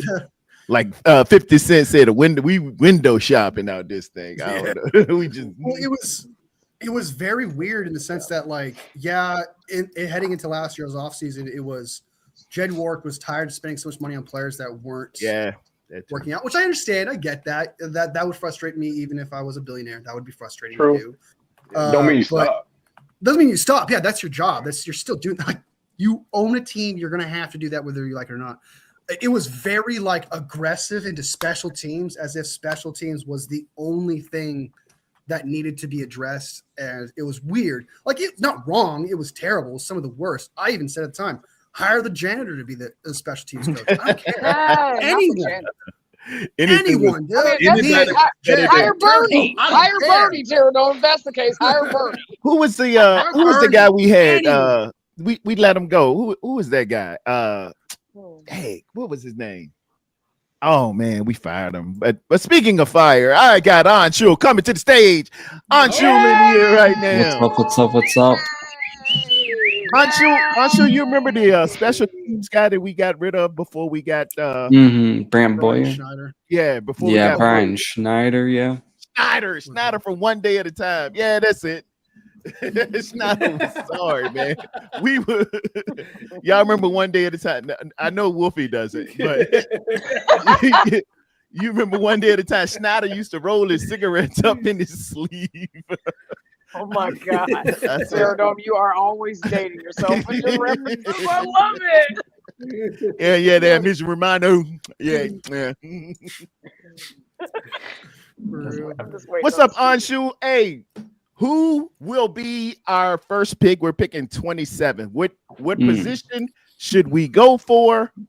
And if we could trade it away, who would be the guy that you would bring in here for a first round pick? Ooh, okay. I'd say wide receiver if I'm taking there at 27, just because I've been seeing them tweets about the Seahawks and the Rams being like they have Puka Nacua and Devontae Adams and JSN and Cooper Kupp. Who do the Niners have? Literally Ricky Pearson, who can't stay healthy. Got JJ and JJ's a free agent. And a Cowing, you guys know how big of a fan I am with Cowing. Cowing's on the milk box, dude. Dude's been hurt, unfortunately. So I don't. The Niners definitely need to go get a couple wide receivers. Would you trade that number one for another wide receiver out there? Yes, but I don't know who, because I know people have been saying JJ, unless he requests a trade, maybe. But then the thing is, you're gonna have to give up more than just that first round pick. So do the Niners really want to do that? And then also financially, are the Niners actually gonna give out money? Because we know what happened last year, right? Like they didn't really spend much money. Are they actually willing to do that this year? Now all of a sudden, we're gonna have to find something somewhere. Yeah, look around. We have to kind of see what free agency plays like. I feel like for us to kind of know that. So I actually think they're going to treat the last year the same thing this year. We're not going to get that much, I don't think, because it kind of worked, and in the sense that there's injury issues going on, but we still made the divisional round, and Kyle coached it up enough, and Robert Saleh did his thing to get there. I don't think they're going to break that formula and be like, hey, we didn't have to spend a lot. We made it there. We just got to make the right moves is what matters. And I disagree. I think you do need to make one or two big splashes here. But just based on the trend and the success they had in the previous year doing that, I wouldn't be maybe not on special teams like this year because we've addressed it. We have plenty of those now. Maybe that will be transferred to defense or offense with that same let's get a potential guy here. Let's get a low value, high reward guy here, and then just try to put it all together. Because, like I said, I don't think they're going to fix what they think is not broken. If that makes sense. John Lynch is known for making a splash, though. So but it's kind of stopped that last year. No, man. I was looking for that splash, and it's the mid-season splash. It would have happened around week 8. I thought we were gonna do something, but that thing came. Yeah. They kind of said it was with Keon White, but really, that was kind of like a hopeful. That's more like a ripple when you throw the pebble in there. I was looking for Kashish, CMC, Kashish. Emmanuel Sanders. You know what? I would say this, man. I don't know how far this guy is going to go or how high he's going to go, but if instead of moving or trading a pick for an established guy who you may not get, maybe you try to trade up and try to get familiar with the name Jordan Tyson. Arizona State wide receiver. Oh, No. Why? I'm sorry, bro. Do not give me another ASU player, bro. I'm gonna be. Okay, he's nothing like Brandon Ayuk. So you get out your own head with that one. He's a good. Well, to be fair, we thought Brandon Ayuk was chill. No, it's just I go to U of A and I don't like ASU, so I don't want any ASU players. Hey, the kid can play, man. I'm telling you, Jordan Tyson. Jordan Tyson. Where do you think that Ohio State guy goes? With a name like Jordan Tyson, you better be a sports player. Tate's gonna go high. I'm not big on Carnell Tate, but he's gonna go in the top 10 probably, presumably. Yeah. I'm not big on him, but I think he's a good number 2. I don't know if he's gonna be an outlier starting, your ace number 1 wide receiver, but he's a good player. Yeah, I think it's funny. Yeah, we need a number 1 guy for sure. And I said it earlier too on Shoal. I think it's funny how the script was flipped. First, it was like, why are we drafting a wide receiver? Now it's like, holy shit, we need a wide receiver. Yeah, so I know. Everybody's guys, why did we draft Ricky Pearson, man? We were gonna take Cooper DeJean, and it's like, bro, this is exactly why. Even though I know he hasn't been healthy, but it's like. It was with the thought process of Brandon Ayuk potentially potentially being the guy, right? So it was like, we got Brandon Ayuk. Why are you doing this? And then it's like, actually, that turned out to be a very smart move. Y'all gonna injury prone. Y'all gonna take Cooper DeJean? He was on y'all board. Well, so there was a report. Yes, so there was this whole report that basically during that draft that the Niners are going to take Cooper DeJean. And then basically, I guess someone in the room leaked that, and I guess John and Kyle weren't very happy, and then they ended up going Ricky Pearson. Yeah. So apparently pretty much that is like the reports. It was even a reliable source. I forgot who it was. Yeah. It was somebody who came out. It is Cooper DeJean. Everyone was excited. I was excited. I was like, yeah, we got Cooper DeJean. And then quite literally on the screen on my TV, Ricky Pearson. What? Yeah, like people who got the pick, people who got the pick like earlier saw Cooper DeJean, probably from like Adam Schefter and whatnot. But then it was I would have took Pearson too. I'm not big on Cooper DeJean, but that's kind of what happened with Trey Lance as well. Remember, everybody was locked in solid. Yeah, they're going to get. It was even worse with Trey Lance. Everybody was saying, "Oh, it's going to be Mac Jones." I hated that, dude. And then they came and said Trey Lance. We moved all the way up and got Trey Lance, and a lot of those writers, a lot of those inside guys were very pissed at Kyle because they were leaking the inside scoop, and he ran the flim flam on them. I could sense the animus for about a year and a half after that. That's how they make their living. Having a little inside scoop, and you ran the flim flam on them. They don't like that stuff. Hey, Teardom, they were right. They were just years late. You know what I mean? Yeah. We circle back. For real. So I think that the Ricky Pearsall, to go back to Ricky Pearsall real quick, the thing about him is that he's just injury prone, right? Yeah, he's not a bad player. Talent is there, and I get Substation. It's frustrating when Larry Krueger or something like that. Or Terradome too. It's not frustrating when like Terradome says it's like that because we're cool and stuff like that, but like. It's just it gets overwhelming sometimes when I think to myself, just like, dude, he's not bad. It's just the injury thing. Yeah. On the field, he breaks ankles. He runs the routes. Brock Purdy connects with them and stuff. It's quite literally his injury issue.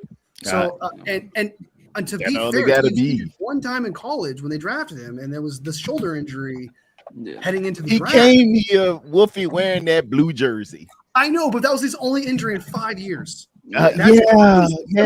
Showed up hurt, and then you got shot, and then you the getting shot though was uncontrollable, and I get everybody. He was a rookie. But it was just always something.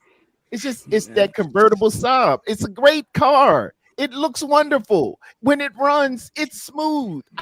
Everybody can see me in it.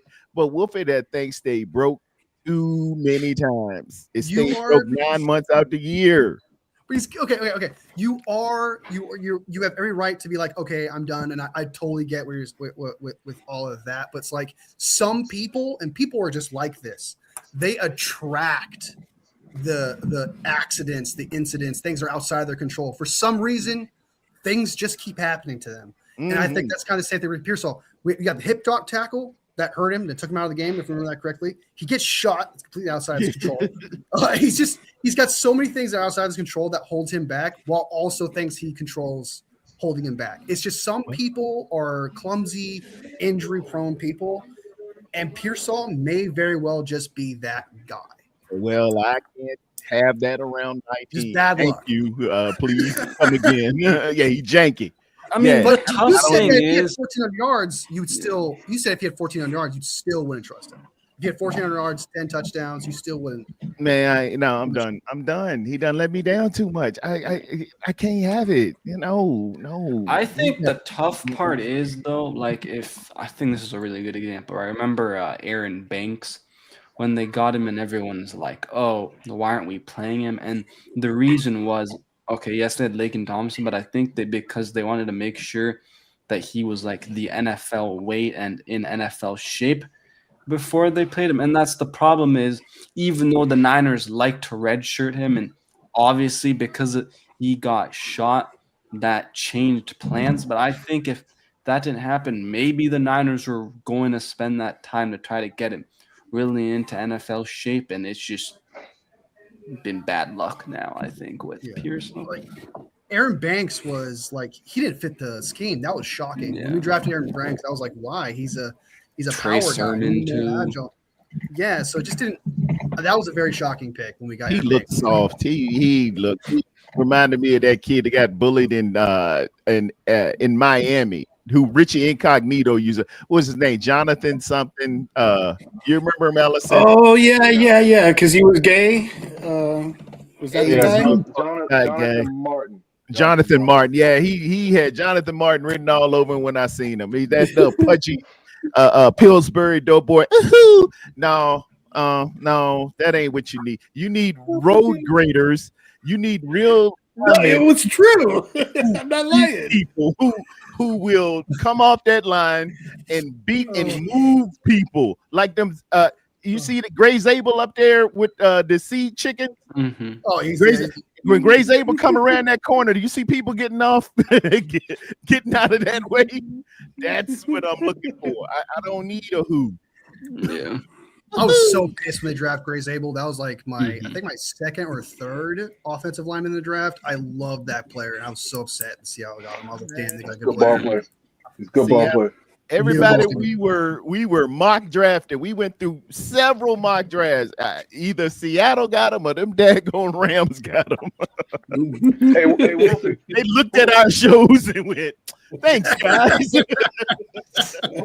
Who was the one that you missed on from this draft? That we missed on? What do you mean? That you missed on. The one that you were just like, I gotta have. Oh, I think it's gonna be good. And he just, for his rookie year, didn't pan out to the expectations so far. The one that top of my What head, position? I thought Jack Sawyer was going to be somebody, and so far he's been non-existent. He went like in the 6th or 7th round. I thought he was going to go. Jack Sawyer was good in the playoffs. Was he? I don't Yeah. remember. Well, I had Jack Sawyer. Well, thank you. Yeah. Thank you. I remember seeing that he was pretty solid for the Steelers, at least near the end of the season. Yeah, Yeah, Iowa State, and I liked him more than the other guy. So I guess the other guy is playing better, if I remember correctly. He's on the Chargers. He went to the Pro Bowl, right? Didn't he? Or I could be tripping. But Who? They're the edge rusher for the Chargers is like Tua Yeah. Oh, Yeah. He's a Pro Bowler. And I think he's a rookie. I thought Jack Sawyer was going to be better than him, so I was wrong about that. But if Jack Sawyer is performing in the playoffs, and I guess I wasn't entirely wrong. The guy I can't really. Hey man, I'm right. Sweet. I can't really think of anybody. My guy was Andrew Makuba. I wanted Andrew Makuba. Really bad. Oh, Andrew, yeah, that's the one. And the Eagles swooped in. And he's hard been to find. okay. He's not playing playing as good as I thought. he had some injuries, but he's what they want. He was a starter out there. That's all you can ask. I was right about Gunnar Helm. Gunnar Helm looks really good. I forgot what team he was on. He had a crazy touchdown catch and double He's coverage. the tight end, right? Yeah, he's a tight end. I loved him a lot. I wanted him in the third round. Texas, yeah. I like that one. I wanted Teddy Buchanan. You guys remember Teddy Buchanan? I remember Teddy Buchanan. Warner Wait, you remember that? Okay, this wasn't last year's draft, but do you guys remember that the tight end from a super small school and he went to the Packers? Musgrave? No, the other one, Tucker Kraft. I remember being a huge fan of him, and I was like, dude, I needed the Niners to get him, and he's been. And I wanted the kid, the tight end from, I think he went to maybe Buffalo Fanning, I think his name was. The Browns guy. Yeah, he went to the Browns. Okay. Yeah, he was my favorite tight end in the draft. I remember that. Yeah.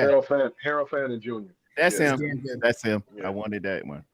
He's damn good too, dude. Yeah, very good. Instead, we freaking got Cameron Latu and Braden Willis. Cameron Latu. That was a different draft. But can't catch a cold naked in a snowstorm. Oh my god! I will ponder on that, Ellison. By the way, I'll ponder on it on the ones I'm sure I missed. I'm sure I missed because everyone does. I'm sure I missed. We all missed. We all. Yeah, like I liked Izaraku that went to the Cowboys. He showed potential and flash. I think he was more. I thought he was more situational. Situational. Yeah. Mike Green is not too bad. Is doing some. I liked what was his name? I think he went to the Bills. T.J. Sanders. T.J. Sanders to the Bills. I liked him. I think he went to the Bills. He was a defensive tackle from South Carolina. Yeah. Okay. Yeah. He was good. I liked him. He was good. The player that I would say that I wasn't high on, that I still think kind of it was in the top, it was Mason Graham. I want to say I'm kind of right about that still because I said that. No, he didn't do that good. Yeah, I think he's good. I thought he was good, but not like top 5, top 2, top 3 kind of type thing everyone preached about. Like he's gonna pick this guy, and I was like, Christian Wilkins at best. Okay, still a good D tackle, but not like everyone was like Aaron Donald, dude, and I was like, calm down. You gotta factor in the situation too, though. Yeah. That's not ideal. That's not an ideal situation for anyone. I was so shocked when we drafted like Alfred Collins because I was like, that doesn't look like the typical type of defensive tackle.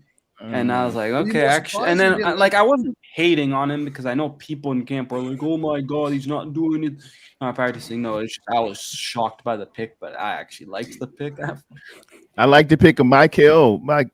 He just got injured this year, but I know everybody wants to exactly what we're supposed to do at top tier. Everybody wants to go after Michael Williams, but if you look, the Niners, I believe, were top 5 in run defense when he was there, and then as soon as he got hurt, it dipped to like 28th or something. Yeah, he came here to be a run stopper. What was his injury again? What did he do? ACL. Which is better than Achilles, if you ask me, but still. Oh, yeah, for sure. Substation. Still a year off. Substation. Substation. There wasn't nothing wrong with that ACL. It doesn't look like any of the teams for the Super Bowl are practicing there. They be all right as long as you there for a week. You can do it for a week. Stop it. 2 weeks, 3 weeks. Nah, man, start breaking your stuff down. I never got to finish my thought on that on the Substation thing. Oh, good. Sorry. So no, because we wanted to watch you do the Bernie's dance. Still hurts. The weekend at Bernie's Chicken. Did you see that on the show, by the way? Did you see my dance? No, I didn't. I'll have to go back. You're gonna have to replay it. One more time, buddy. One more time. That shit hurts so bad. I'm not doing it again, man. No, it's fine. I'll go try to find it. Someone shoot me a 20. Don't worry about it. It's going viral. Make it a short. Make it a short. Yeah, make it a short. Make it a short. There's gonna be a meme somewhere with it. Call it the weekend at Bernie's dance, I guess. Not the Hank dance. It's the Merton Hanks dance. Merton Hanks dance, yeah. Do you know what we're talking about? Merton Hanks dance? Go ahead. Sorry. Oh, he don't remember. No. I want to know. Does Anshel know this? You remember Merton Hanks? I've heard the name, but I I knew it. See the 30-year-old. I wasn't alone. I wasn't alone. Let's go. Everyone was bashing me, bro. Like, how do you not know that? Damn millennials. It's not my fault. I've heard the name. I just don't know how he did for the Niners. And the only reason is because I think he got like a Madden card one year. Madden does a lot of wonders, man. Madden gives you a lot of knowledge of players and stuff, man. Oh my God. There's some good out there. But going back to that thing, so I was saying since 2013 we started getting players that were injury prone. That was one reason why this team is injury prone. Number two, and it's a mix of all of these, and why our team is injury prone is that, and also Kyle building a callus thing where we have to practice even though through pains and practice through injuries, because that's the way the NFL works. And if you build that callus, you get to last longer in the NFL. That's number two. Number three is the training. Staff. What do you call them? The training staff. Yeah, strength and conditioning. Strength and conditioning coaches. In 2018, we had one of the worst strength and conditioning coaches. He went somewhere else, and his assistant took over. It's the same system. And then last year, that assistant coach left, and we got the Jets strength and conditioning coach, which the Jets have been the same thing. They're famous for being injury prone all the time. And going back to that car analogy, it's like if you have a Ferrari and you run that Ferrari hard and something goes wrong with the engine, you don't take it to Firestone to get it fixed. We have a Firestone staff, strength and conditioning coaches. That's that funny. They don't know how to take care of that kind of a Ferrari when it's being abused so much. And the only difference, let's say, with Sean Payton, like I forgot who was saying that Sean Payton runs the same kind of even harder. Greenlaw was saying that Dre Greenlaw was saying that Sean Payton runs a harder practice than Kyle. The only reason that they don't have that kind of injury, they're not injury prone like that, is because their strength and conditioning coaches know how to treat those symptoms. And it's a combination of all of it. Like I was saying, I used to drive by all the time. This is where the 49ers practice since the 90s. And they weren't like that back then. And they were right next to the same substation. It's always been there. And for people to say that now, because they build up the stadium, now there's more wattage, going on there. Let's remember that stadium is not open throughout the training camp, and is not open throughout the whole week. It's only open once a week. So that can't be it. That's the new substation. Before 2014, it was the Old Testament substation. After 2014, Northern Receiving Station, NRS, it expanded, and the potential 2,000% increase in the capability of it. And ergo, you're in Silicon Valley. Everybody's using the cell phone now. Everybody's using even more energy and built it up out there. It's worth looking into. That's all I'm saying. This study has to be done, and we got to take this daggone thing serious. I want you to be able to tell me with an independent, not a 49er owned guy, an independent studier, how much electromagnetic field is being generated around my facility and my players here, right around that's there, as bad, right next to this practice field and weight room and the headquarters of the San Francisco 49ers. It's got to be something. I thought maybe it's the crew, maybe it's the strength and conditioning, maybe it's the salad, maybe it's the drinks. I don't know, but this makes it's something wrong when we have 6 or 7 times the injuries that everybody else in the National Football League has. It can't be these 31 are, just regular guys, and this one is just an outlier. It's got to be something. That's all I'm saying. It got to be something. Well, we're not the only ones that are injury prone. There's 2 or 3 other teams that are more injury prone than the 49ers. And they're not by substations. No, yes, they looked at the last within the last 7 10 years. No, the 49ers have missed more games with more players and more injuries than any other team by far the last since 2016. There was one year 6 times the rate.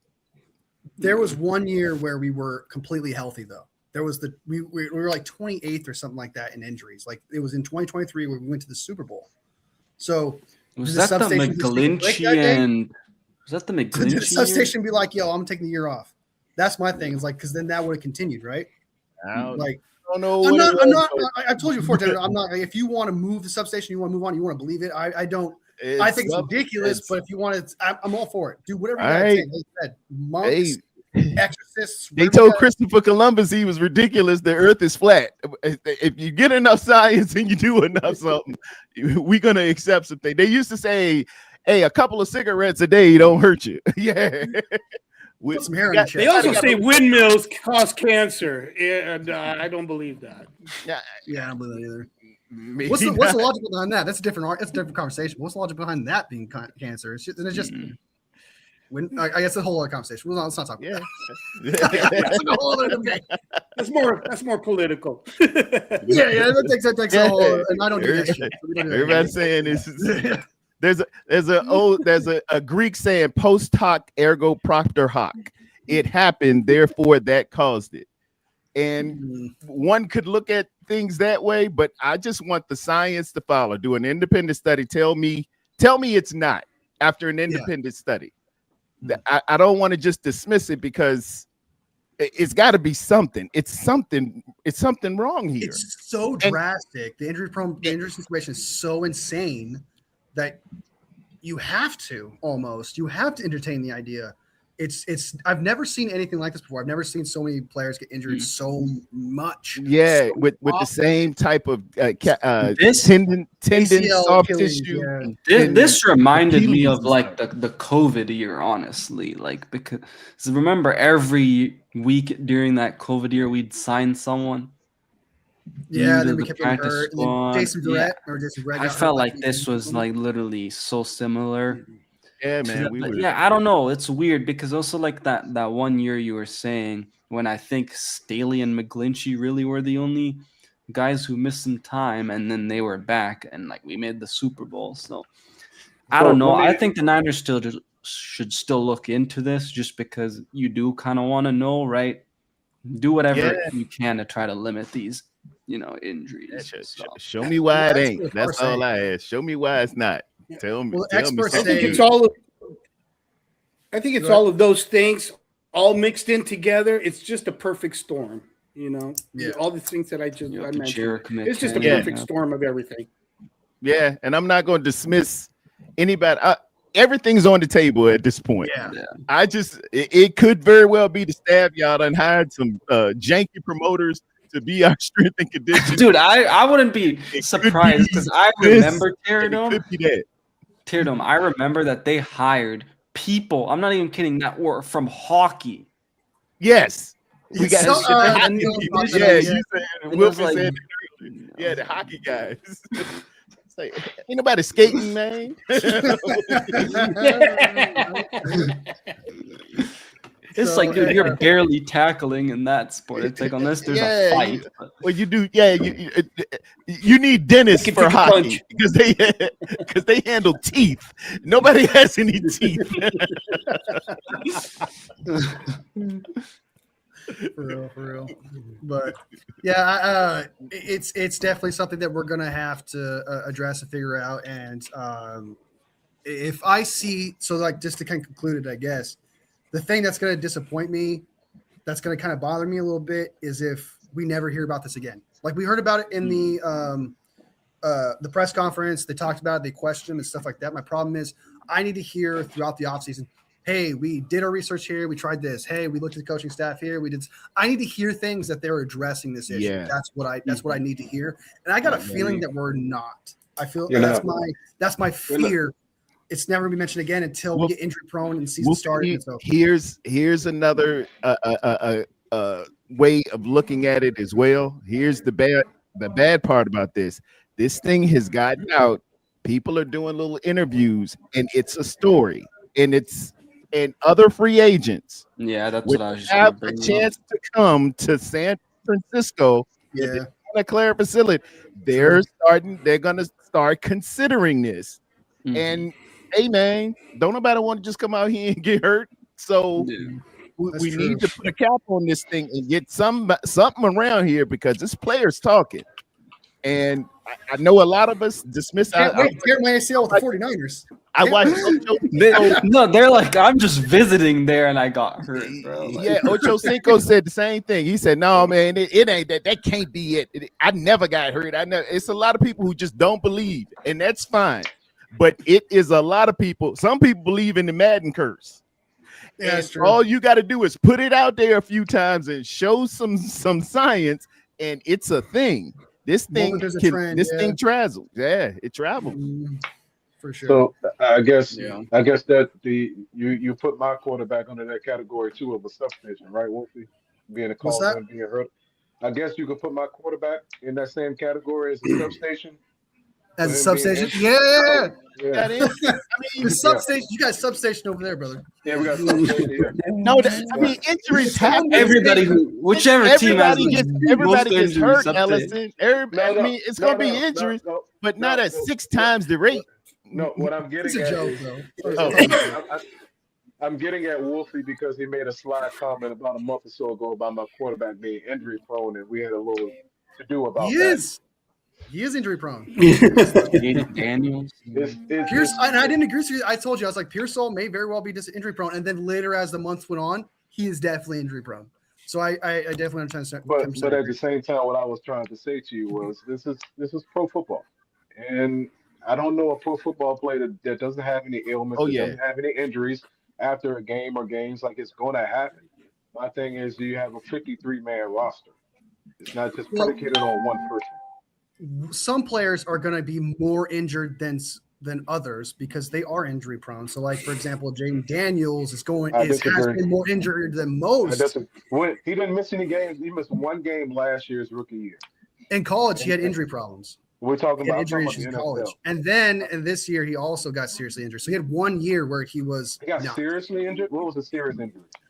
In college, I don't remember the injuries, but I'm pretty sure. I'm talking about the NFL. You said he had injury. He had a serious injury. He had an ACL in college. But what was the serious injury this year in the NFL? What was the serious injury? I don't remember. It was something in his foot, if I remember correctly. He got tackled. No, it wasn't his foot. It's something in his legs, though. It was a hamstring. But at the same time, I'll tell you this: from somebody who's near the DC area, he would have played a majority of those games this year. They didn't want to put him out there because the season was going the way it was. So he got hurt and they forced him out there, and then he kept playing. And then they were like, they didn't "What are you talking about? He got hurt," and they were like, "Hey, you put me out here. What are you talking about? You tripping? What are you talking about? They didn't force him out there. They told when he got hurt in that game. When he got hurt in that game, he came back next week. He wanted to play. It wasn't okay. A lot of players want to keep playing while they're hurt, but like he still hurt in the majority way that held him back because he was not the same after that hit. And like, no, he wasn't as good. True. Get out there and make it happen, there, Mortimer. Speaking of hamstrings, I need to know what the hell is up with Jacob Cowing's hamstrings, bro. That's Substation. That's not true. Okay, let's say aside from Substation, yeah. Because I'm like, dude, there's no way you can have a hamstring injury for 18 weeks, bro. Is either that Substation or they stretching them with hockey skis on. You can find your answer to this equation here. Yeah, man. We just get people who take the champagne. We had a running back named McKinnon. Thank you, Wi-Fi. We had a running back named McKinnon, and the guy just stayed hurt all the time here. All the time. ACL. I look, he go to the daggone Chiefs. This punk went in the Super Bowl. Yep. He's scoring on us. I said, well, he wasn't always hurt. Something was here. I don't know.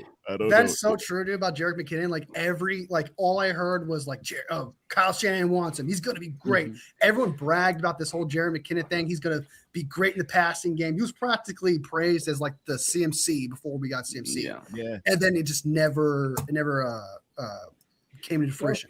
I literally remember hearing the week before, like the season was about to start, that McKinnon tore his ACL. Jerick McKinnon and CMC are two different body types. But I meant he was going to be the workhorse. He was going to running back, used like CMC. He was going to be not the prototype of CMC, but he was going to be the workhorse, run through it a lot. Jerick McKinnon was always a third down back. There's no way you could have used him as your bell cow back. Even at that, that was the praise. This was the plan. This was the plan. He was the number one guy. But you're right. He was first, a second, a third, or a fourth down back because he was always hurt. Yeah. But then he goes to the Kansas City Chiefs and is winning the daggone Super Bowl. I think he scored on us in the Super Bowl, and now I'm like, was it that Substation? Okay, so how do y'all define Mike McGlinchey then? He's in Denver. He's not. I was just about to say that. Mike McGlinchey. Did he? Yeah, he's starting for him, ain't it? Yeah, but he didn't. He wasn't hurt. He's doing great now. He wasn't hurt with y'all, was he? Yeah, he got hurt a couple times. Yeah, he was. He got hurt like a couple times during that year where Staley also got hurt, but then we still got thrown out the club by a Dallas Cowboy 1 or 2 times. Yeah, but he wasn't hurt. Yeah, he was just in 2019 he missed 4 games, and then in 2029 he missed 9 games out of the 5 years that he was here. So he missed 13 games while he was here. His rookie season, he played a full season. In 2019, he missed 4 games. Played a full season. 2020, 2021, he missed 9 games. And 2022, he played the full season. I would say so. He was on and off. I would say this is pro football. People get hurt. It is what it is. You got to have a 53-man roster. Yeah, someone's got to be number one. It's going to happen. Unfortunately, you guys are number 1 in that category, but every year, players get hurt every year, man. Jets was up there. Hey, the Jets were up there too, and that's why we got their strength and conditioning coach. You know, we want to keep it going. Too. Now, all right, here's another thing. That MetLife Stadium, that trash life. It's all right. Trash light. Go ahead. Say what else about MetLife Stadium in that field?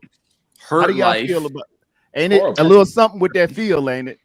It's horrible. Yeah. That is their substation. Like 110%. That's theirs. That's worse than the substation, bro.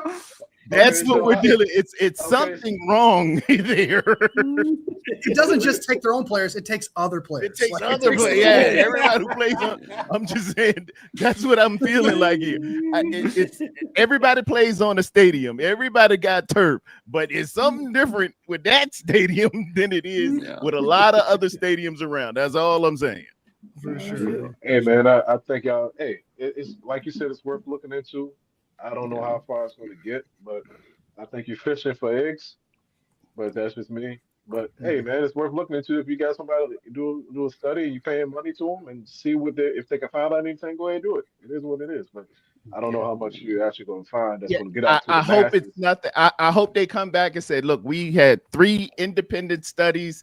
We had OSHA out here. We had everybody, and there is nothing wrong with you being in front of that substation for 8 to 10 hours a day for expanded amounts of time, and it has no effect on anybody any different than anything else. I would love to come and say that.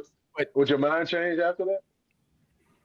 If it's independent studies, yes. Independent studies, yeah. I could say, yeah, we're good. We'll move on to the next thing. But something is wrong when our rate of injury is 6 times the average of the other 31 teams. It's something different here, and we need to explain that. Yeah, maybe it's just the ball player. If it was, I agree with Terry. I'm like, if it was just like every now and again, right? Or it wasn't like they're barely number one and stuff like that, like every year. Like, yeah, if we were average amongst the other 31, Allison, you're right. People just get hurt. Hey, it's random, but it's something. This is not. I don't know though, because haven't some players that left the Niners also said that the way they condition is different? There is a different preach. It could be a whole way of life that you go about as far as being, under Kyle and how he runs things. All that could be because the thing is, it's not just about stretching. From what I'm reading, isn't it also about like what you're eating, what your diet? Yeah, all of that is too. So it's like, okay, are the players actually following? Yeah, they do have more taco trucks there than anywhere else. So. Hey, so do they have a mask? Somebody tell me something. Why is my rate 6 times the average of the NFL? That's all I'm asking. So are people just are like multiple players, like a majority of players, just not listening to the strength and conditioning coach? That's what I'm wondering. Yeah. If that's the case, like, that's a huge problem.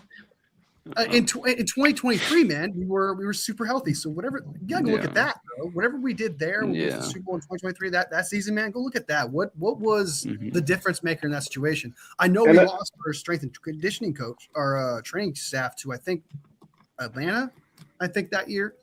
I could be wrong, but yeah. I mean, I gotta know every specific injury too. Like, what was the injury? How did the injury happen? Was it an ACL or Achilles and nobody around? Was he rolled up on? Did somebody land on him? Like, what injury? Like what kind Fred, of for example, was an accident. That was not like because of soft tissue. That really because a player. Yeah, contact injuries. Yeah, but then a guy like Kittle was dealing with the soft, hamstring the entire year, so that probably.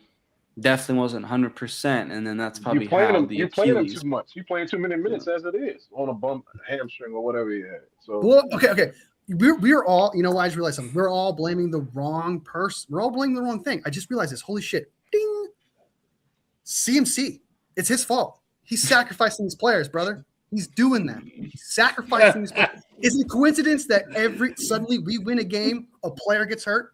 I shit you not. Every time we won a game this year, a player was out for the rest of the season. Every single game. So CMC's it could be games going. It could be the CMC. Okay, I kind of I disagree with this comment right here because Dre Greenlaw, we even heard going into the Super Bowl and throughout the year that he was already dealing with Achilles issues, and then it just fit. Yeah. And then it just gave out in the Super Bowl. Yeah. And he was I remember walking onto the about to run onto the field, it just snaps. Yeah, and he was dealing with that something with the Achilles. I remember that. Yeah, that's the biggest ACL tear I've ever seen, dude. Sorry, Achilles tear I've ever seen, bro. I've never seen anything like that. You just nonchalantly just jog onto the field. It's crazy work. That's how it go. That Achilles will go on you. So, I want you guys to know, also when it's so funny, seeing all these injuries, by the way, from these 49ers teams being surrounded by injuries so much. Whenever I don't know if you guys do this, whenever I get a pain in my Achilles or I get scared. Oh my god, man. Mine was sore the other day. I'm like, oh Lord, I started stretching it. I got a band on. I was like, please do not pop it. It's still a little right now. I'm like, oh my God, don't let it pop. Don't let it pop. As you get older, there's a chance of that happening just doing basic shit. From what people tell me that, and suddenly it'll snap. Going up the stairs. Bam. Hey Hugh, I was playing in my league last 2 weeks ago, and I don't know what happened. End of the game, and I stepped the wrong way, and I looked behind me. I was like, ain't nobody touched me, and my calf was hurt. I was like, man, I know this is not what I think it is. But it ended up being my calf. Calf strength, First thing, the first thing went to my mind was, I know I did not tear my Achilles. I did not tear my Achilles. No, man. I know. You were with me when it happened. That calf strain hit me. Yeah. You turn around and you say, "Who threw something at me?" Man, that was the first thing I thought about. I was like, I know at 45 years old, this is not happening to me right now. I was 44. I was 44 with y'all that day at Pine Camp. Yep. Yeah, but it was just my calf, though. Yeah. So like when you guys did you guys see the Netflix thing where the guy was climbing the building? You guys hear about that? Where he climbed the giant tower? Oh yeah, I just saw that. I kept freaking out because like if he tears something, he's fucked. He's dead. He's gone. There's no way he's gonna survive. If he tears something, he's dead. Like, and so I know he doesn't stretches, takes care of himself, but he's an older guy, and that can happen to anybody at any time. And then when I saw him like hanging from his legs and just trying to wash his hands, like dry his hands off, I was like, oh my God, he's gonna break his ankle, he's gonna tear his sports has constantly made me look at whenever someone does something athletic and they're older and something like that, I've developed this like PTSD almost where I almost think that, okay, they're fucked, or okay, at any moment they're done.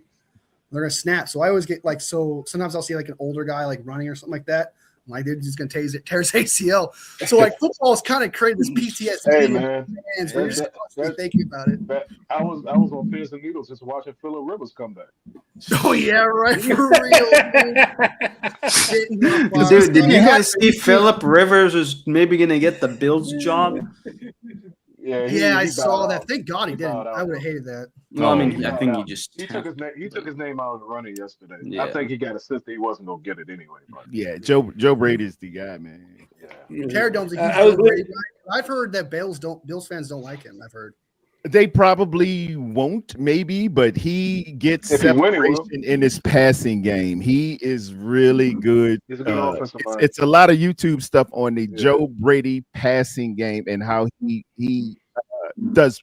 It's called Dirty Bunch, and from Dirty Bunch trip sets, and he gets a lot of crosses. He gets separation for those guys, and they're not the best receivers in the world, but they get separation. They average around 3 to 4 yards of separation, and it's because of his nuances. I remember he was with Carolina, and he was like straight dog water. It's Carolina was straight dog water.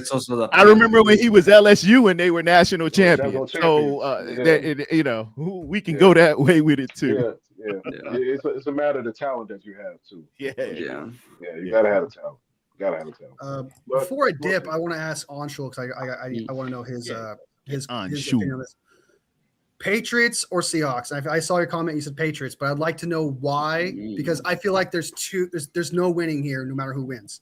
So why does the Seahawks outweigh the Patriots? Okay, well, first of all, I hate that safety guy's gonna talk so much shit.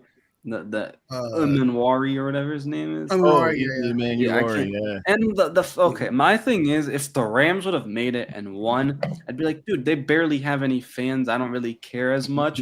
Seattle, they got too many fans, and they're just gonna rub it in and be like, oh, we won it at Levi Stadium on your yes. I'm not gonna let us stand the after effect of that. And I get it, the Patriots have won multiple championships, but I also think it's a cool story. Like if they get it done, man, with where they kind of had a couple years off, which that happens to every dynasty, right? And then they got this new coach and new quarterback, and they made it in. So I think it'd be a pretty cool story too. So you're saying they made all the right moves at the right time to get to this point. Hiring Mike Vrabel, Drake May doing his thing. They don't have crazy weapons on offense. They have Stephon Diggs at best. That's exactly. They don't have like a Julian Edelman or a Gronk or anything. Mm-hmm. So my reason why I'm with you on that, if the Rams went, I would have gone for the Rams over the Patriots. Just like what you said there. I don't run into that many fans. I don't deal with those fans. I don't associate with those fans. And when I do, they're not that bad. Yes, there's bad apples, and we know who we're talking about. Papa J knows every fan base though has every fan base has those crazy, evil, bad apples. And so if they a whole orchard, I live in Southern Cali I see more Seahawk fans than I do see Rams fans. And I live in Southern California, so it's kind of like I won't be tortured as much. But Seahawks fans, though, I grew up in Washington State. They are brutal, dude. They will not let you forget anything. Oh. Every day it's shit 24/7. I remember losing to the Raiders one time as a 49ers fan, and Seahawks fans could, you lost to the Raiders, you suck. They hate 49ers fans. They will come at you, they will find you, and they will shit on you. So and my family are Seahawks fans. I have some coworkers who are Seahawks fans throw stuff at you. It sound like Philly fans. Yeah, nobody's as disgusting as a Philly fan, but that's number one. Pretty 100%. I can't imagine living around. I can't imagine being in Philly and not being an Eagles fan. Hey, when you go to Philly, you cannot wear the opposition's colors in the stadium. Yeah. Yep. Yeah, they're worse than Seahawks. Seahawks is up there. There's like top 5. They're pretty bad. Oakland is one of them. You couldn't wear anything in Oakland. Oh yeah, Oakland with the black hole was real. Now you can't even go into Oakland without getting robbed. Now Oakland's bad, dude. Oakland is absolutely terrible. Or Oaktown. Yeah, it's everything left. Apart, the A's and the Warriors, everybody left, right? Yeah, I think the Warriors, they are in Oakland, I guess. Yeah, in downtown San Francisco. Yeah, I mean, Oracle's still there because they use it for concerts and stuff. Okay. Still, I'm pretty sure. And then I think the Warriors used it when they hosted the All-Star game, so that I think for practices and stuff. But other than that, it's not being. No, they don't really. Yeah, it's Oakland's bad. Oakland's definitely up there. So I was just curious. I want to know your opinion on that. Like, why did you pick one over the other and stuff? I'm probably gonna pick the Patriots too. Like, I'm with you on that. But I just hate. I just again, there's no winning here because I hate the idea that the Patriots officially become the best NFL team in the NFL all time officially.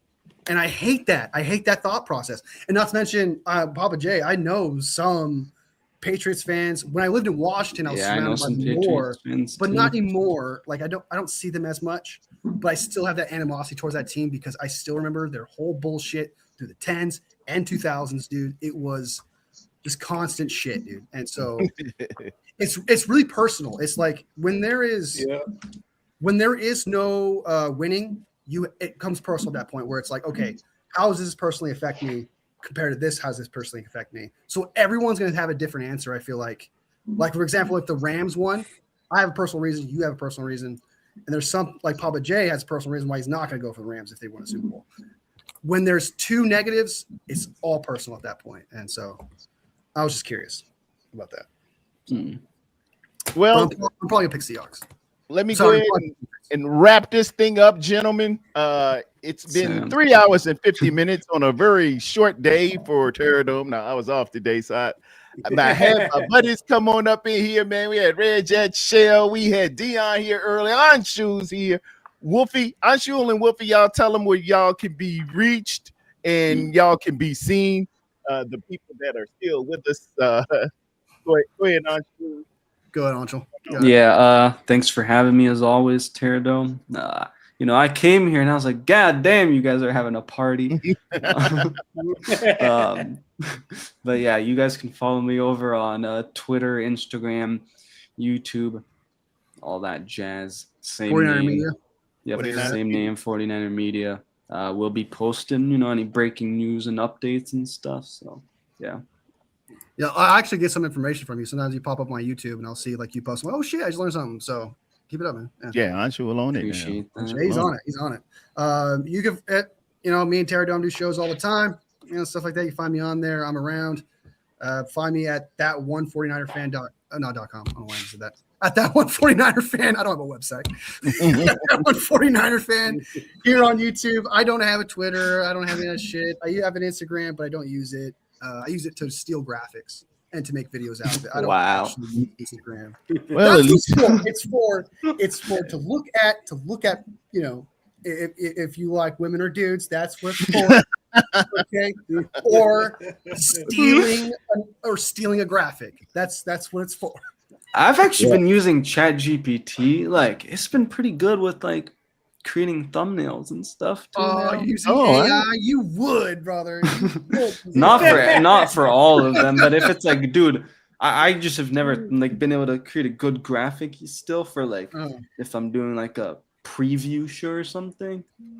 It's like it's pretty good for that. I bet. All right. So you're not like having them write you up a script and things. Yeah, like no, that. it's just the more thumbnail. like a tool. Yeah, bring up the thumbnail. Yeah, okay, I respect that. You do your homework. Papa J, can you be reached anywhere? You need your own show, Papa J. What's going on? Yeah, man, maybe He's I on should all the start time, bro. one. You need to get on one, bro. You're always on. We'll support you, bro. We'll put it out there too. We got you. I'll think about that. Seriously, think about that for this coming up season. So, yeah, I appreciate that. My man, Papa J, man. He's usually on with me. We usually meet up with David McNiner at the Lockdown, the pick segment. We ain't got to do no picks anymore. We ain't but one pick now. So. Ellison can be seen on this platform as well as Eagles platform as well as any other platform. I look up, I'm saying, this dude on somebody else's show is somebody else's show. I'm around starting fires, man. So if you want me to start a fire, I'll come in and burn the house down. Hey, that's what he do. Hey, the man's an arsonist. Hey, Alrighty. It ain't about the smoke, it's about the fire around here. Ellison started the fire. And I just especially want to thank Reg Shell. She stopped in there. I think I already said Dion. And I want to thank all of you that hung with us these long hours. I'm sure we had some good entertainment. If nothing else, we had Wolfie doing the Merton Hanks. Clip that up, ladies and gentlemen. My neck still hurts, by the way. My neck hurts here, and my back is in pain right now. Wolfie's gonna go and get some icy hot to put on that neck. Our eyes are in pain, Wolfie. Our eyes are in pain. What was that, Wolfie?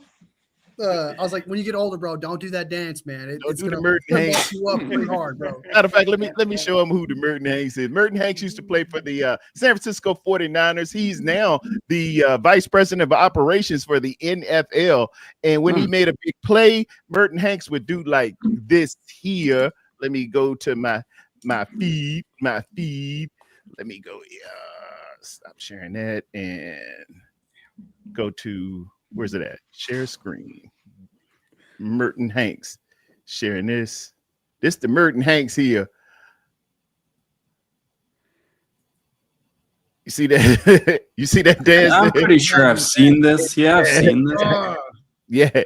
Wolfie did it a minute ago and his neck's still hurting. All right, I'll have to go find it in the long 4 hour.